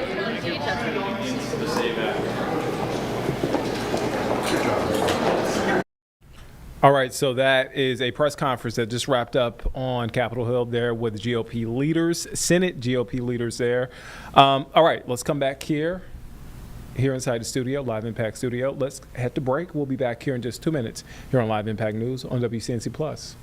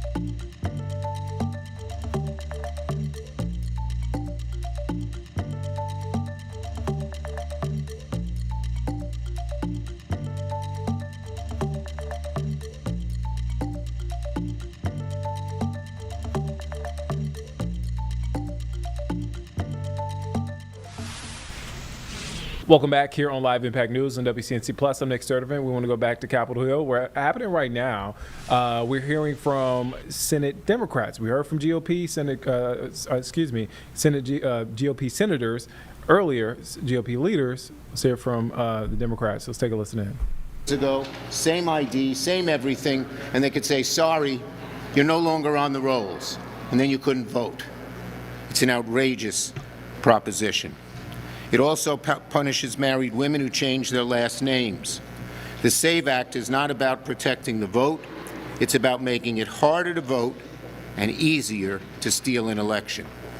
And we know what the deal is here. Donald Trump says if Republicans pass the SAVE Act, it guarantees the midterm. The senior senator from Utah says Republicans will lose power, likely for a long time, if they don't get the Save American Act passed. That's the whole game. It's cynical. It's beneath the Senate. It's beneath democracy. Senate Democrats will never let this rotten bill move through this body. Senator Klobuchar. Thank you. Thank you, Senator Schumer. I guess I'd ask our Republican colleagues, why aren't they focused on the Save America Money Act right now? Because that's what I'm hearing at home. They cannot believe what's happened with the gas prices. And you look at it, up $30, $40 a barrel. Every $10 increase a barrel is $450 a year for the average American family. You look at what happened with electricity prices, up an average of $110 last year on America's bill. Look at what's happened with groceries. That's what they should be focusing on. And those are their unpopular policies from tariffs on that have gotten us to this point. So what is their answer? Is their answer to stop the tariffs? Is their answer to do something about electricity prices? No, it's the opposite. They're taking energy off the grid. So what are they doing instead? They're trying to take people off the voter rolls and ram through their elections just like that. Trump said it himself. If Republicans pass this bill, the Save America Act, it'll guarantee the midterms. That's not my quote. That's what he said. What does it do? As Senator Schumer just explained, it kicks American citizens off of state voter rolls. Their data is going to be turned over to the Department of Homeland Security, the same agency that brought us ICE, and then driven through some error-ridden Elon Musk Doge algorithm to target voters that are kicked off the rolls, and then they're supposed to give that information back to the state. What else does it do? It creates complicated and costly bureaucratic hurdles for Americans to either register to vote or to re-register if they're like those 69 million women who happened to decide to change their name when they got married. Millions of American citizens don't have the specific documents proving what they're asking them to prove. American citizens. Half of all Americans, 146 million, don't have a passport. Passports cost at least $150. Birth certificates can cost $30 or more and take hours of in-person time to obtain. And in a state like mine, which a bunch of people living in rural Minnesota, in many rural places it takes an average of 4.5 hours round trip to prove citizenship in person. And when it comes to one of those amendments to ban vote by mail, 48 million people voted by mail in 2024. So why don't they face the voters? What are they afraid of? Maybe they should change their policies or change their candidates. But they should not be messing around with America's right to vote. And with that, Alex Padilla, the ranking member of the Senate Rules Committee. Thank you, Senator Klobuchar. Thank you, Leader Schumer. So here we go. Senate Republicans are continuing their assault on democracy as they are moving the Senate to now take up the so-called Save America Act. I like your name, but I have a different one. Okay. This is the Save Republicans from the Wrath of Voters Act, because that's what this is. This is not a voter ID bill, as you will hear them claim. This is not an election integrity bill, as you will hear them claim. Before coming to the Senate, I served as California Secretary of State, so I know a thing or two about how elections work and how secure they are. What this bill is a voter suppression bill. It's a voter purging bill. At a time when Prices on everything keep going up, from groceries to housing to childcare and energy. Gas alone has gone up 25% since Trump's unauthorized war on Iran, and it's still rising. In addition to that, yes, we still have armed, lawless federal agents roaming the streets of communities across the country. And every day that goes by, we are drawn further and further into this quagmire in the Middle East. I point this all out because that's what the American people are seeing. They see it on the news, and we hear it from them when we talk to our constituents. American families are paying the price for this failed administration. And Donald Trump and our Republican colleagues know all too well that unless they change the rules for November, they're going to have a poor showing in the midterm elections. That's what this is about. And that's exactly what the bill aims to do. To share voter data with DHS that has nothing to do with administering elections. Their only responsibility is to support cybersecurity of elections, and they're going backwards even on that responsibility. To make it harder for eligible Americans to register to vote, to stay registered to vote, and to cast their ballot. It's un-American, but they see it as their only chance of staying in power after the midterms. You heard the quote from Donald Trump. You've heard the quote from Senator Lee. I'll add to that Secretary Noem, remember her? Secretary Noem's own words when she was in Arizona a couple of weeks ago. They want to pass the SAVE Act so that, quote, they have the right people voting, electing the right leaders. They've been saying the quiet part out loud for a long time now. They're not even trying to hide it. And so we're here to say we will do what it takes to kill this bill. All day, all night, days on end, into the weekend, weeks if they want. We will do what it takes to kill this bill. Thank you. Okay, questions? Yes. Senate Democrats have sent a counterproposal to the White House on DHS funding. Should we read this as a sign that the two sides are making some progress on getting that agency reopened? Well, look, we did send those over to the White House last night, and we're trying to move a little bit, but they've got to get serious. They're not getting serious. The key issues of warrants, when you bust in someone's house, the key issue of identity of police and no masks, they haven't budged on those. They got to get serious. Yes. When it comes specifically to trying to pass some kind of DHS bill, though, at this point, given the TSA lines, given the difficulty that people are having in the airport, given the missed paychecks, why not just sit in a room together? Why haven't there been any in-person negotiations? We've been talking to each other. The two sides have been talking to each other day in, day out. And as I said, one of the key issues that we have been having a discussion about are the warrants and the masking. The issue is not the means of communication. The means is the substance of the reality that they won't budge yet on those two issues. We're hoping they will. And as for the TSA lines, very simple.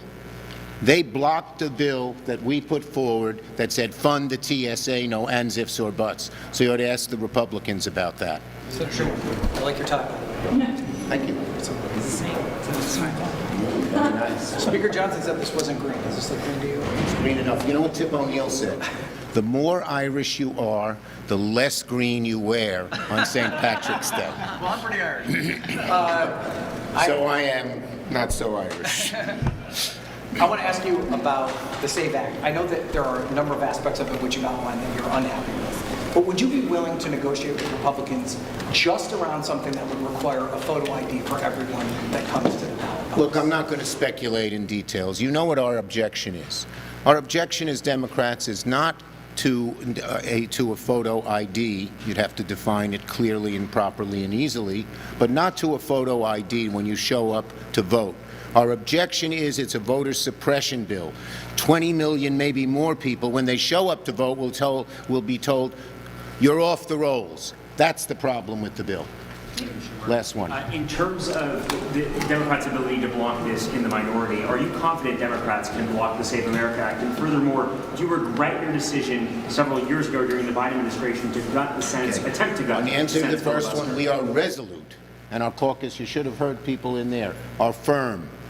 This would be a destruction of our democracy, a violation of people's right to vote, the most fundamental and sacred thing we have in America, probably more than anything we've seen in probably a century, and certainly in decades. So we are resolute in doing that.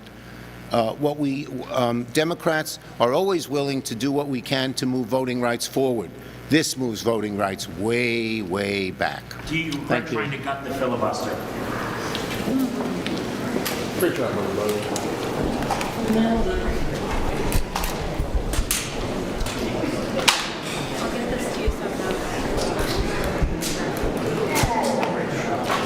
All right, let's take a quick break. We'll be back here in just 2 minutes here on Live Impact News.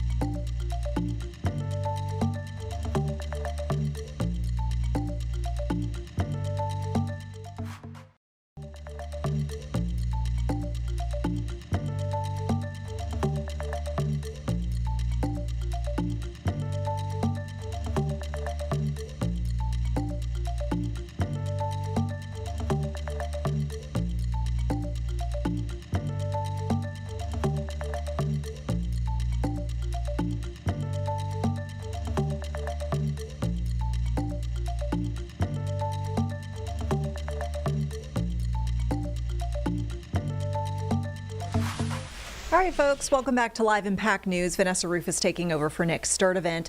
We got a feed coming to us live right now out of Polk County, Florida. That's going to be around the Central Florida area. We've got Sheriff Grady Judd, who is making an announcement of note. We did see Sheriff Judd alongside other Florida sheriffs sign a letter they intend to send to leadership in Congress talking about immigration enforcement. Specifically, they feel like the current immigration operations could more specifically target criminals. Let's listen in. That are protecting these illegal aliens that are criminals and dangerous and violent. So there you go. I could go on with that forever. Yes, sir. Path forward you described. Would you use the word amnesty or another word? No, I'm not using any words other than a path forward. for those that are adding to the value of the United States and adding to the economic value, the social value, the cultural value. The people who you all are going to church and sitting beside on Sunday, that are good folks. They saw a wide open border. Now, quite frankly, let me give you this illustration. If I'm in the United States making $1 an hour to roof houses, and they go, hey, if you'll cross over this imaginary border into Mexico, you can make $20 an hour, 20 times what you're making. And then I go, well, where do I apply? Well, you apply to get your permits to go into this other country, and it's about a 10-year wait. Now, am I going to wait 10 years, or am I going to walk across that open border? Well, they walked across the open border. It's illegal. It's a violation of law. They need to be held accountable. It's not appropriate. But why is it a 10-year wait for them to get here in the first year, or a 5-year wait, or a 15-year wait? Why is it that way to begin with? And quite frankly, the border needed to be sealed, and President Trump did a remarkable job sealing the border. You seal the border first, and then you systematically deal with the issue. A lot of the people need to go. There's 2 lifetimes worth of work to get them out of here. A lot of them don't need to go. They need to pay a fine, pay a penalty for coming here illegally, but they're adding to, or have for a long time, and they got caught up in this scrum. They need to be helped. Yes, ma'am. Good afternoon, Sheriff Judd. Have you heard any feedback from the Trump administration about a potential for a path forward? I have not heard back from them. I've not talked directly to the Trump administration. I can tell you that there's all kinds of opportunity for everybody to be a hero here. Everybody. And the bottom line is, how would I want this dealt with if it were my personal family? Well, I would tell my personal family, you came to the country illegally, there's penalties to pay. But if you're doing good and you're working good, help them. If you've come here to commit crime, once you get out of the prison in the States, you need to be immediately deported. Sheriff, since yesterday's meeting, have you heard from anyone with the governor's office in response to what you and the other sheriffs said? No, I haven't. I haven't heard from the governor's office, but you know what? I am so appreciative of the governor, his staff, his office, because he put us in this position to provide feedback. And we've had a year to look at it on the ground. And that's why at this point in time, after looking at it a year, after getting total cooperation from ICE, after getting total cooperation from the state government, I mean, I think about the wisdom. And Governor DeSantis is a policy wonk. I mean, he is on. His vision to call a special session and then work with the legislature to get these laws in place to assist the federal government were beautiful. And we're carrying that mission out and are going to continue to carry that mission out. But for anyone to suggest we're going to sit here and not provide our best input is disingenuous, and it's not fair to the governor or the president or anyone else in this policy process. Sheriff Judd, you mentioned in yesterday's meeting about possibly writing a letter to the president and other leaders. Have you started on that? What would that look like? No, there's not been a letter, and whether or not there will be after we have discussions with our colleagues on the Immigration Enforcement Board. Do they want this in writing, or do they just want the verbal input that we've provided now? That's their decision. Our job is to say, we're here to do research, we're here to support, we're here to give you ideas, we're here to give you feedback, we're here so that you see what's happening on the ground. So whether or not that ends up in a letter or not depends on our feedback, and at the appropriate time we'll talk with the Immigration Enforcement Board members or some of the members. It has to be a unanimous recommendation one way or the other. But here's what's important to understand. We have an opportunity here to make a positive difference and to do what's right with those that we can't get to now, so we can focus on the ones that are really problems for us, that are committing crimes. Do you have a question? I did have a question. So, how many of the people that you guys arrested or detained were maybe part of that, or were none of them part of the not having a criminal background? Maybe they just had a traffic stop or something like that. Sure. 76%. Three out of four that we bumped into, and I call it bumping into. What we do, all we're doing is doing warrants checks from our normal daily police business. 76% of them had accompanying criminal violations here in the United States. 24% didn't. The majority of those 24, I would suggest to you, were hanging out with the ones violating the law. But I did not go back and look at how many of that 24% also had a previous criminal history, and I think that would be good numbers to look at. Sheriff, do you worry about any political risk this stance could open you up to within your party? I don't worry about any political risk because I work for the people of Polk County, and I listen to the people of Polk County, and I do what's right for the people of Polk County.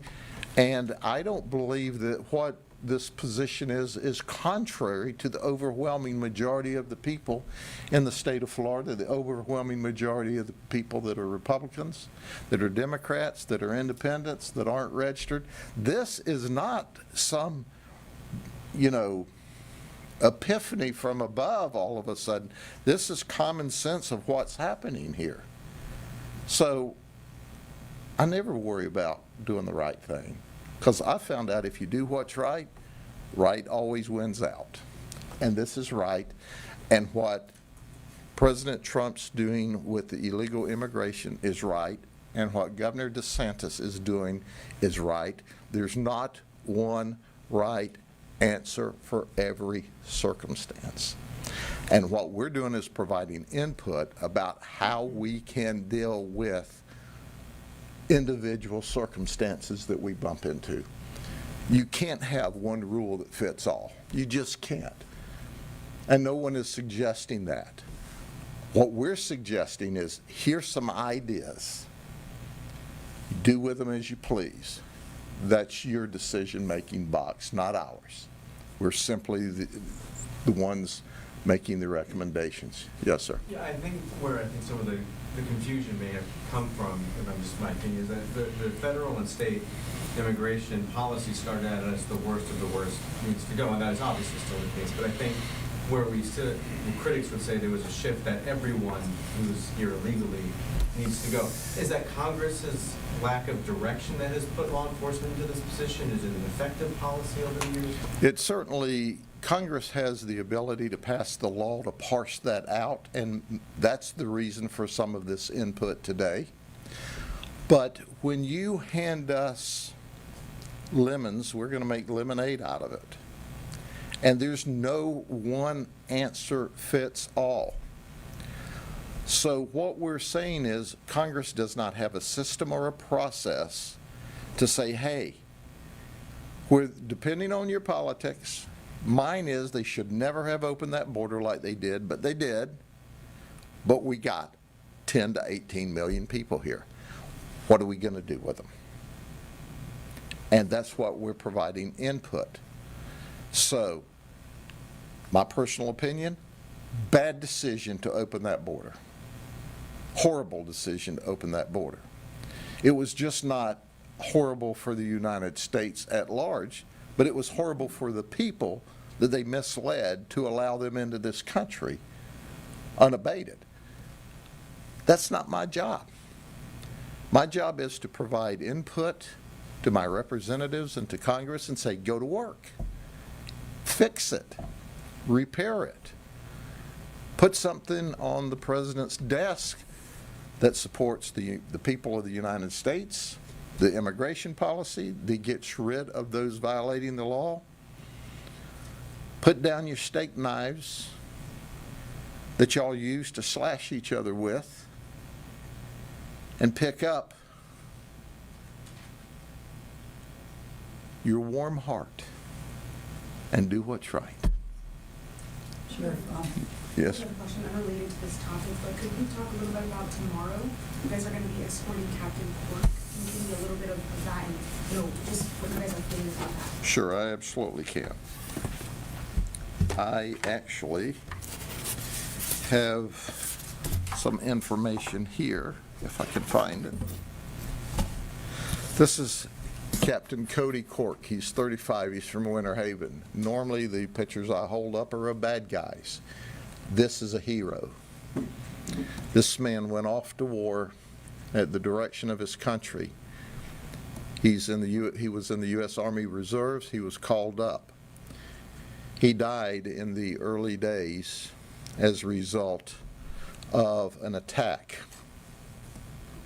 His casket is arriving tomorrow at about 1 p.m. in the afternoon.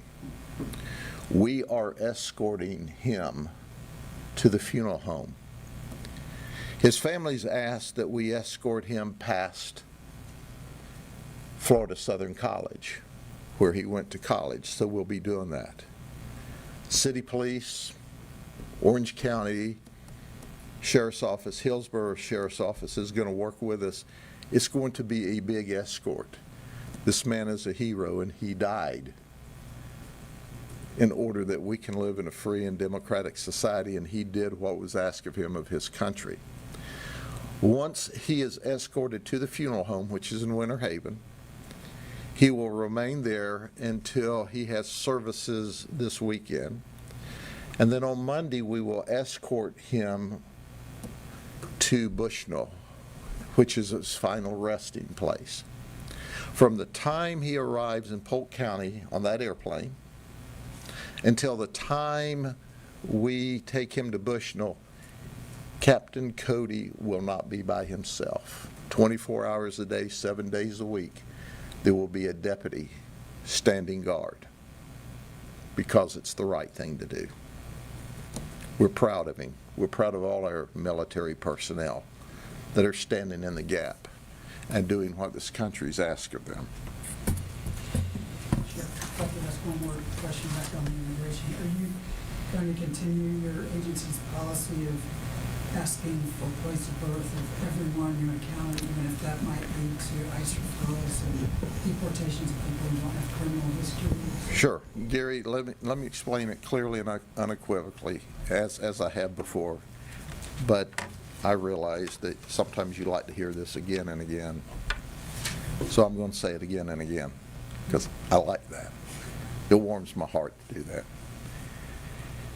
If my men and women, ask only those who appeared Hispanic, where were you born, we would be accused of profiling.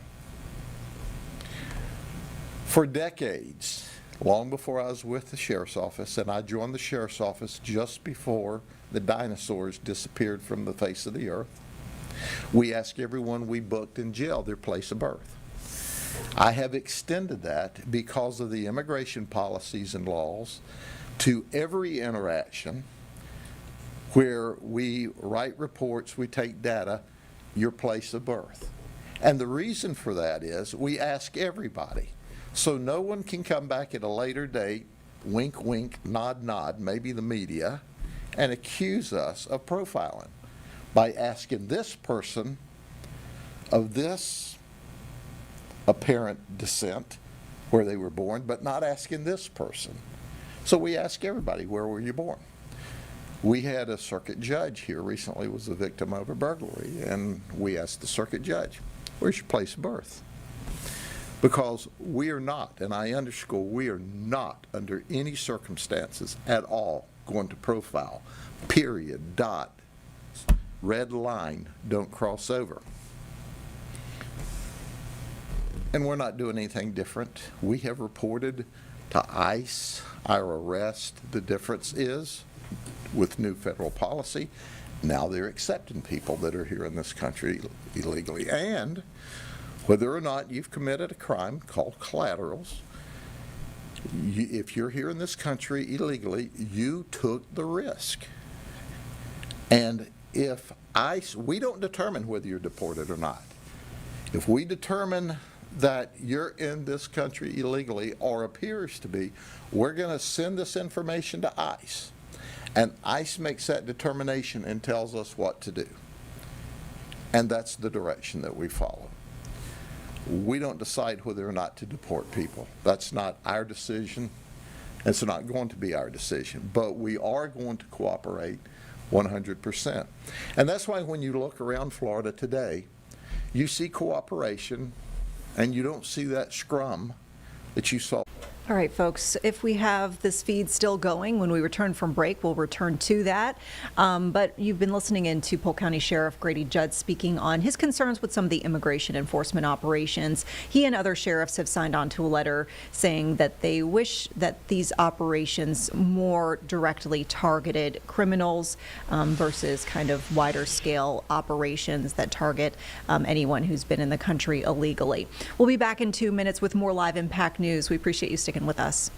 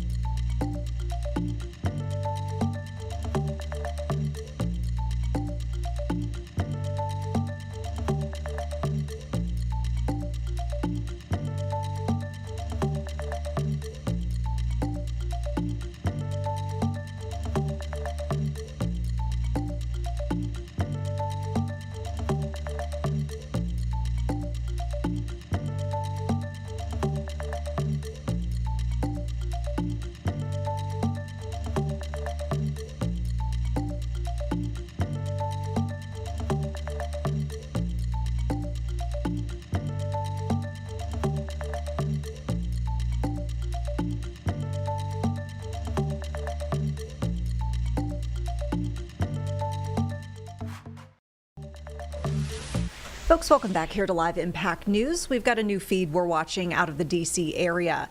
An update with D.C. water officials as well as folks from FEMA and the EPA regarding repairs made after an earlier sewage spill that dumped millions of gallons of sewage into the Potomac River.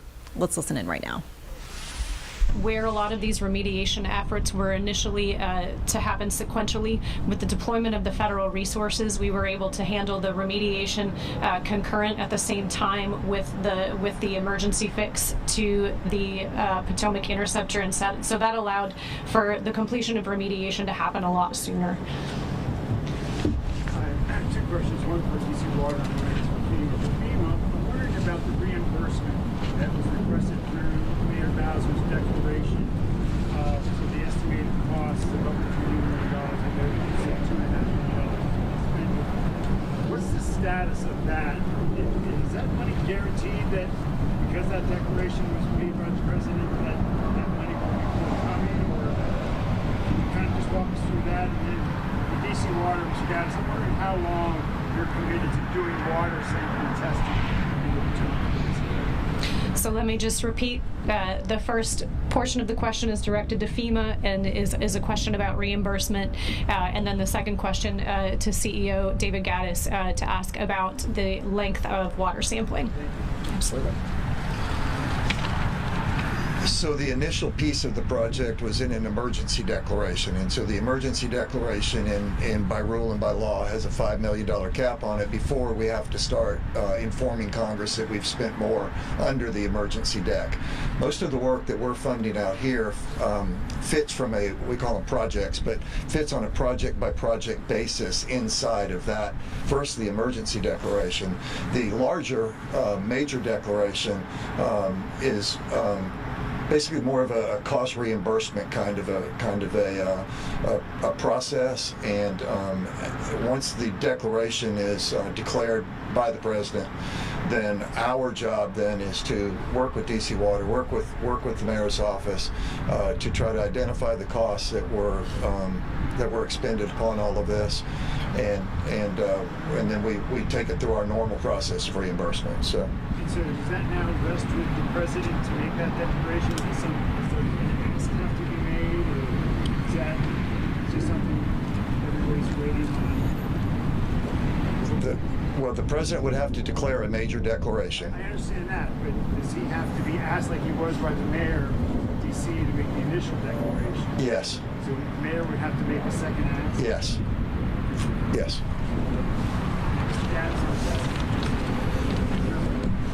The stakeholders are asking about how long. That's a great question, Mark. As you know, we are at DC Water. We are dedicated to sampling of the river. So as a result of that, as you heard the assistant administrator state earlier, they are working with the District of Columbia and DOEE in testing that water going forward. So that is something that we're working on with them to hand that over to DOEE and the EPA to move forward on that testing. As far as the testing in Maryland, we will continue the testing, and we will continue to work also with the Maryland Department of Energy, and whenever they get to a point where they're ready to take it over, they will take that over from us and do that on a day-to-day basis. But right now, we're dedicated to making sure that continues to happen.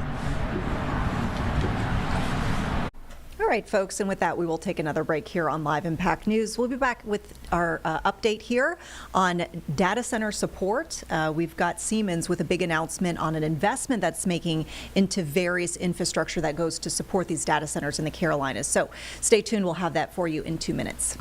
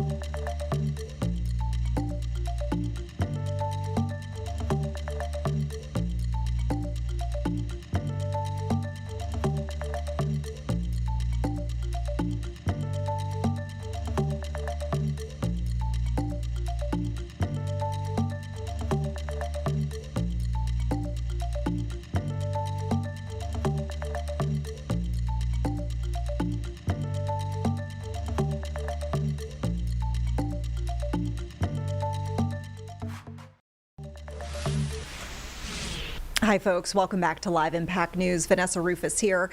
As we mentioned before we took our quick break, we are talking right now about the concept of data centers and AI, really specifically, though, investing in some of the infrastructure that supports some of these facilities that we see more and more wanting to come to the Carolinas. So with that, it's important to talk about a big investment that Siemens says that is going to be making into the Carolinas. We've got Brian Dula, who is the president of Siemens Electrification and Automation in the United States, joining us right now to talk a bit more about this $165 million investment. Brian, thanks for joining us. Welcome. Good afternoon. Good afternoon to you.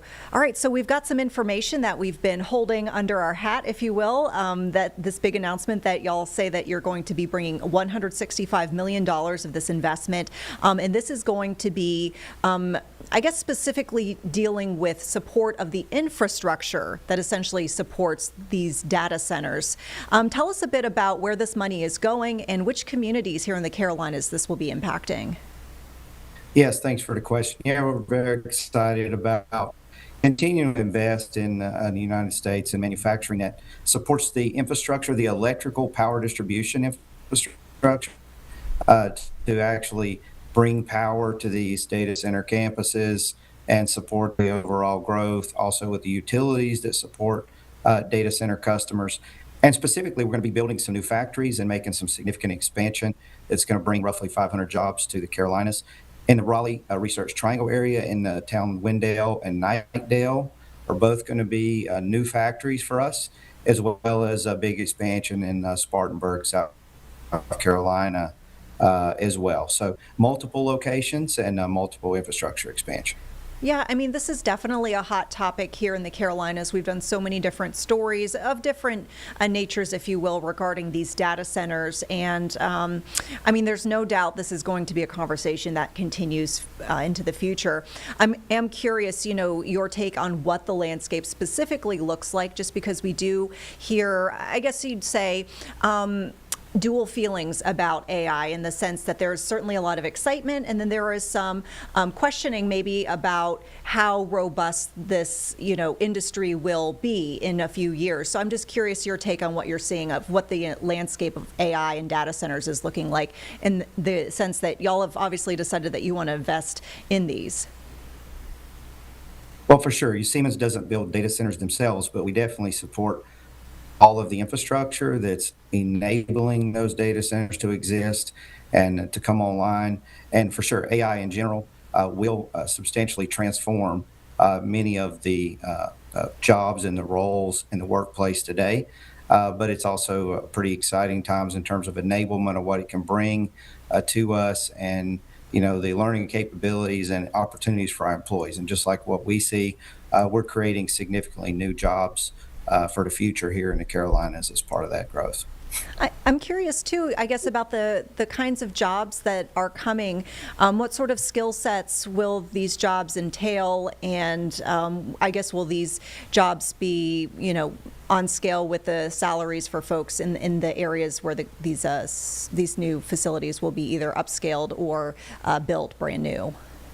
Sure. There will be a wide array of jobs, any from electricians and skilled skill sets in terms of labor associated with that, technician roles, being able to service equipment in the field. So we see a wide array of jobs associated with that. Siemens is investing a lot in the Carolinas as well around workforce skills development, training, and partnership with multiple universities, as well as our own Power Academy that we created in the Raleigh area for specific training around this. So we'll have specific skills and needs, but they're also very transferable. Are there any sort of misconceptions that you feel like folks might have, either about what y'all do or about these data centers, which, once again, I do want to clarify, as you're not building the data centers. This is the infrastructure that you're kind of building to support the data centers. But anything about this realm that you just feel like the public should have different information or additional context about? Well, I think certainly there's a lot of fear and concern about the change in the public in general, and how the power infrastructure will be handled in the future to support the capacity.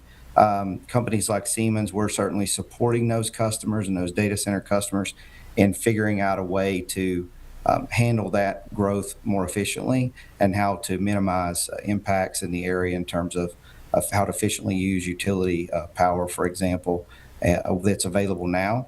And, from our view, we're really here in the process to make it more efficient for customers, but also to scale that and educate the public on how to use these tools going forward to make the overall communities better. Yeah, I mean, I guess to kind of piggyback off of your response there, I do feel like one of the, concerns we might hear from folks in communities where data centers are being proposed is the electrical draw and what that might look like for customers, utilities, and we understand that you're neither the utility company nor the data center, but is there anything in particular about what y'all do as far as the infrastructure and research into how best to build this infrastructure that might, allay concerns of folks who are, thinking about what the cost impact might be to them and their utilities? Yeah, and certainly there's, improvements needed in the overall regulatory landscape to improve the interface with the data center customers and the utilities. But our experience has been most of the customers are very capital intensive companies that have the cash available to really fund the effort and are more than willing to invest back in the community to support the overall power grid. So ideally in the future, I think the willingness is there from our experience in dealing with the customers to make that an overall benefit for consumers down the road. There's certainly optimization. Siemens in that role is here to really hopefully make the power use more efficient, make the process smoother, and really enable these data center customers to have a net positive impact where they're going into different communities. Anything that you can share that's coming down the pike, either that y'all are working on or maybe just anything in general on the technological front that you think y'all might eventually be involved with that you think is super exciting? Well, I think in addition to the efficiency that we're helping bring with our equipment, we're doing things like local generation with microgrids to help these customers co-generate power and be able to manage those assets so they're less of a demand on the grid. We have, improved products using artificial intelligence in our overall process to where equipment can make smart decisions and really help the data center customers be much more lean and efficient in terms of how they manage their own assets inside the building. And so Siemens is at the cutting edge of that. And we have products really from the utility side all the way to the rack. So lots of exciting things coming that we can't share yet, but will continue to be in development. But lots of new products that we've released recently, really helping that along the way. We'll certainly be on the lookout to hear any new news on that front. We always like to ask, since we do, have investments that we hear about all the time from different companies here in the Carolinas. Why the Carolinas? Why did you pick North Carolina, South Carolina as a place to go ahead and add this extra investment? Yeah, it's a good question. And for sure, in both cases, we do have locations there now. So it helps as we're bringing these new jobs on to be co-located with the experienced workforce that we have. But we also have a pretty job-friendly environment in North and South Carolina, and it's been constructive to us to bring investments and facilities being available close to the areas that we have for speed. But also the apprenticeship programs with the technical schools and the availability of workforce and the willingness of a lot of the local institutions to partner with us to speed up the training and make the workers available have been a good advantage for us to bring those jobs locally to the area. If we have any young people watching who are curious about this field or interested and think that they might want to eventually be part of this, what would you recommend as far as their track, whether it's, going through a technical school or going through college program or, we have all sorts of programs here of different lengths and studies. So I'm just curious what your take would be, like advice to young people watching. Yeah, really, really great question. And I think especially in today's environment, there's a major shortage in skilled electrical workforce, and Siemens is making investments. We just made a big investment with Wake Tech recently in a Careers Electric program where we want to train thousands of new electricians across the country. And we know there's a very high demand for that skill set with a strong compensation. And if you want to go to a tech program and really get hands-on training and rapidly get into the workforce that's available. Companies like Siemens will also help fund those initiatives when you get involved and really learn about it. And if you want to extend that further with continued education, it's a great time to really pick up those skills. And it doesn't necessarily have to be a long, drawn-out educational process. It can be very hands-on in the beginning. So it's an exciting time, and I would say that's one of the highest demand fields in the country today. Yeah, I can imagine. So anything else, Brian, that you'd like to add that we didn't touch on here? I think, the exposure and the ability to educate the public about these roles and the upcoming jobs. There's a lot of fear that we talk about with AI, but at the same time, there's a lot of opportunity being created with the jobs that work in this industry. And I think those that embrace it, Siemens welcomes the opportunity to help support the training and support the community in creating those jobs. Well, Brian, we really appreciate your time here and giving us a few minutes to just kind of chat about some of the nuances here of this big headline. So we're grateful to have that moment with you, and I hope you have a great day. Thanks for joining us. Thank you. Thanks. All right, folks, we'll take a quick break. We'll be back in 2 minutes with more Live Impact News.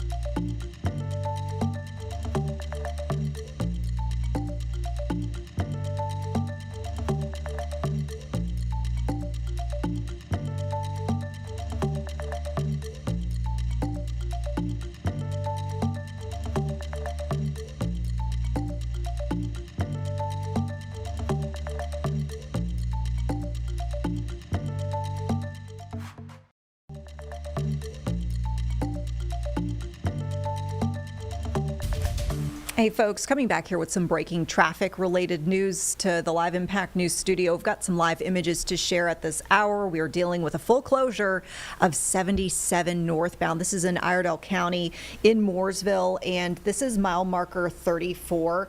If you've driven up past that Lake Norman area, this is going to be just north of that stretch that actually goes over the water. And unfortunately, as you might suspect for this area, it is starting to back up basically over that little bridge and then back a ways towards, I'd say, like 2 or 3 interchanges back. So this is getting into the town of Cornelius at this point with backups. Unfortunately, this is a crash that could be hanging around for the next couple of hours, possibly clearing just towards the start of the rush hour commute, if not lingering a little bit into that. So this will be a stretch to avoid, and probably expect delays for probably maybe 45 minutes or so after the lanes start to clear. But as it stands, all of the lanes are shut down, and it looks like we're even dealing with impacts there on the express lane, as it looks like emergency vehicles might be taking up some of that space as well. A little bit of looky-loo action heading southbound, so be aware of that, but no blockages that we're seeing heading south. Be safe out there. We'll keep you updated, of course, here on Live Impact News as we get more information. You want to show the little delay map? Yeah, I know Jeb was making that map for us, so this will actually illustrate a little bit better the specific area. So there you see Lake Norman. There you see all of the red. The crash is going to be north. That little dot towards the top, that's red, and all the red heading towards the bottom of the screen, those are the backups. So you can see maybe 2 to 3 exits worth of backups there. All right, updates to come on that. As you probably noticed, though, with the traffic cameras, the weather looked nice, at least for folks who are sitting in that traffic. It's a glorious day. It's on the chillier side, of course. Let's go ahead and check in with what we can expect over the next several days. Well, the storms have passed and the sunshine has returned. It's a beautiful Tuesday across the area, but boy, it is cold out there. Lots of sunshine here in Lake Norman, and those temperatures, we're just going to struggle today and tomorrow because it's just not going to warm up a whole lot. Sunny skies here in the city, and up in the mountains, they've been experiencing some snowfall. Snowfall yesterday, still ongoing here and there, even today. As we're heading into tonight, hate to tell you, but those temperatures, they're going to get even colder. We'll be waking up tomorrow to 20s before we warm only into the 40s and low 50s tomorrow. I do think we'll have a little bit more cloud coverage as we're heading into our Wednesday afternoon compared to our beautiful sky today. And then looking ahead, if you're looking for those 80s, we have those too. It's St. Patrick's Day. Hopefully you didn't forget to wear your green today. It is beautiful with lots of sunshine, but here's the catch. Our normal average for this time of the year, about 64 degrees. Today, we're not even touching 50 degrees, and while there is sunshine, there's also a little bit of a wind, and it doesn't take a whole lot of wind for it to make it feel even colder than it already is. Let's take you up into the mountains where it is overcast today. It is really cold with daytime highs only into the 20s, and your winds coming in from the northwest, they're gusting up to around 35 miles an hour, making it feel like you're into the single digits. Blowing Rock, 27 degrees this afternoon. As we're looking towards the foothills, temperatures back into the low to mid 40s, 45 there in Maiden, 44 there in Morganton, and then right around the Queen City, we'll be nearing 50 degrees, but again, I don't think we'll actually get there today. We will make up for it, though, by the end of our work week. As we're heading to the south a little bit, temperatures will be just a touch warmer, upper 40s and low 50s from Lancaster, Chesterfield, and then 49 for our good friends there in Monroe. Satellite and radar, that strong cold front that brought those strong to severe storms yesterday is now well off to the east of us. Back behind it, most of us really across the Carolinas, we get to soak up a little sunshine today. But back behind the front does come much cooler air, and that's what we're feeling this morning and into the afternoon. A little bit more snow flurries still lingering for the high country. The National Weather Service even have a winter weather advisory in place. Now for Futurecast, it is going to calm down for the rest of our week. We don't have a lot of rain opportunities. Really, the big story will be how those temperatures, they start out cold as we're heading into the first half of our week, but then they start getting really warm and absolutely perfect as we're heading towards the weekend. Look at these overnight lows, though. This means waking up tomorrow morning, we'll be waking up to 20s. Heading out the door, make sure those kiddos have a heavier jacket because it is going to be cold. Even our daytime highs only into the 40s and low 50s for our forecast tomorrow, and overall a good mix of sun and clouds. Temperatures come this weekend, not just our highs, but even our overnight lows. They'll start to climb back into the 40s and 50s, and again, rain chances stay 0 until next week. Here's a Jerry Hunt Supercenter 7-day forecast. 48 degrees today, a beautiful St. Patrick's Day. Again, if you're out and about doing anything fun, just keep the jacket handy. Overnight lows tonight dropping down into the upper 20s, so we're looking at a freeze tomorrow morning. Upper 40s for our highs, a little bit more cloud coverage for our Wednesday, and then Thursday back on track to low 60s. That is going to feel nice. And tell a friend, Friday, it's the first day of spring. It's going to be beautiful. It's going to look like spring. It's going to feel like spring, and then those 80-degree temperatures are ahead. Saturday, 80 degrees, perfect for the Charlotte FC game, and 84 by Sunday. Hope you have a great day.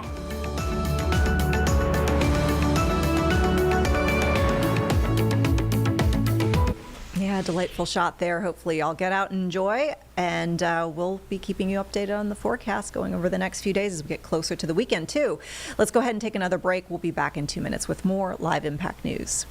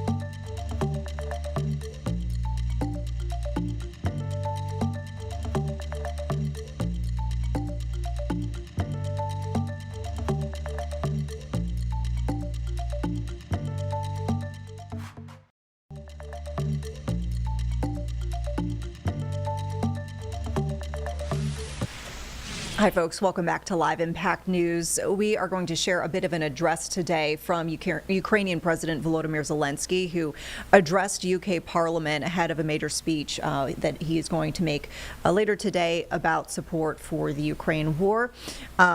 There is an expectation in the UK on this visit that there would be some renewal of military and financial support from Britain. Of note as well, we've seen the president there, President Zelenskyy, speak on actually sending what he calls military experts to the Middle East. This is coming at the request of the United States. Let's listen into a bit of this address. When Ukrainians think of Britain, they know they can trust it. And I thank you for that. Thank you.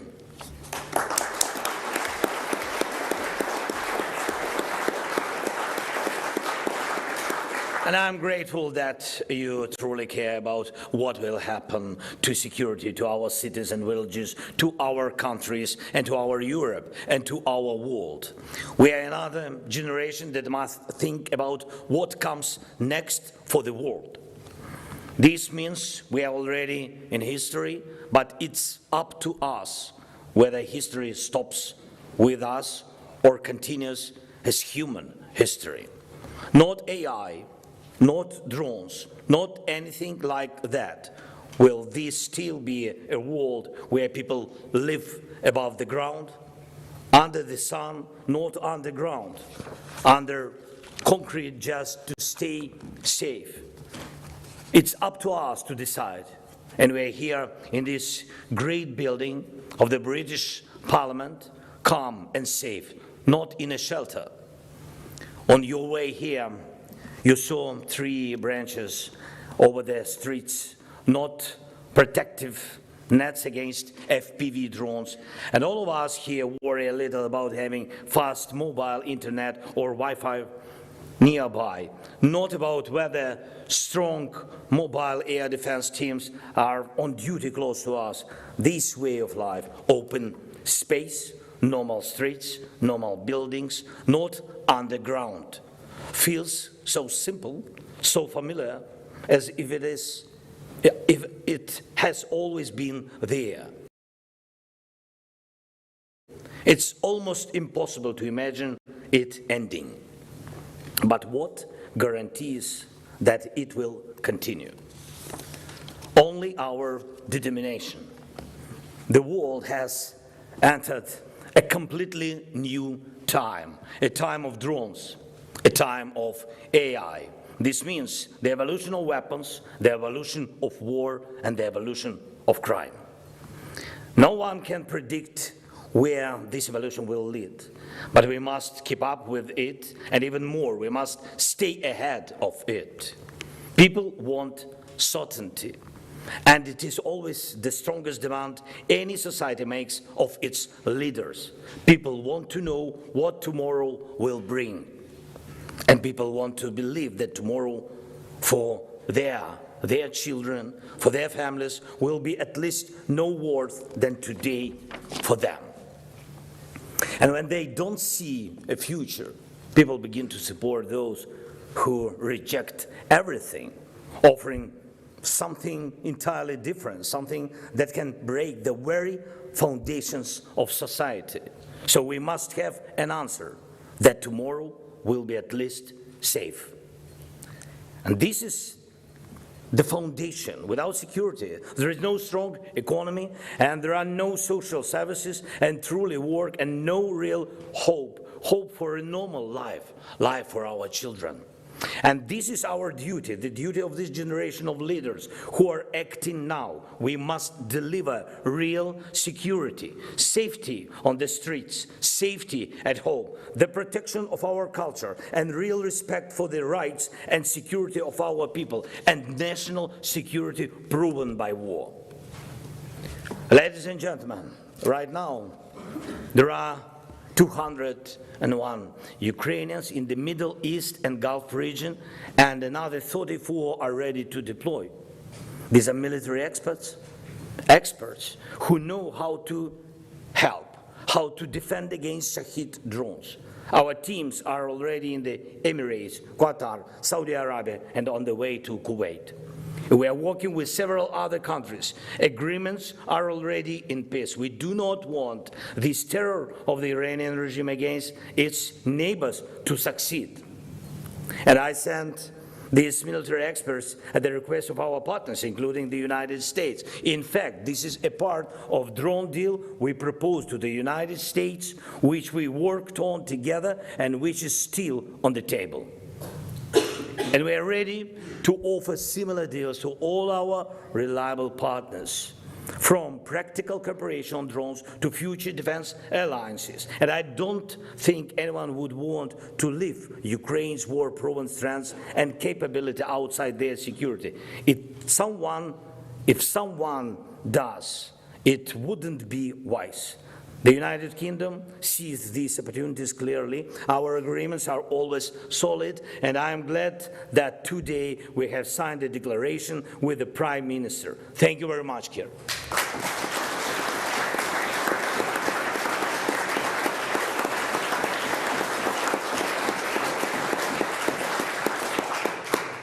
Armies in the Middle East and Gulf region have good protection against missiles, including Iranian ballistic ones. Patriot and THAAD systems work well, though they're expensive. But terrorist regimes always look for ways to break through defenses and make killing cheaper.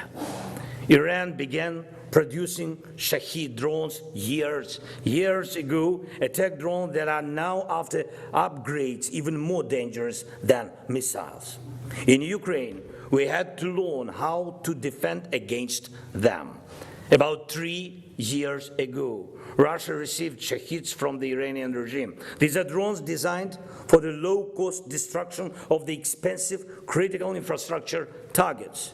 Iran taught Russia how to launch them and gave it the technology to produce them. Russia then upgraded them, and now we have clear evidence that Iranian Shaheds used in the region contain Russian components. So what is happening around Iran today is not a faraway war for us because of the cooperation between Russia and Iran, and we do not believe we have the right to be indifferent, even if we are separated from human suffering or shared danger by an ocean. An ocean, however big and beautiful, or by anything else. Ballistic missiles can strike at thousands of kilometers. Drones can do the same. But if evil wins, the evolution of war will cross any distance on Earth. No ocean will help, no desert, no mountains. That is why it is worth helping protect life. All right, and folks, our time here on Live Impact is coming to a close soon. We're about to turn you over to our news at 4. We are following some breaking news, and that's going to be topping our newscast, and it's the discovery of a body over by the Whitewater Center. We'll have more for you in just moments.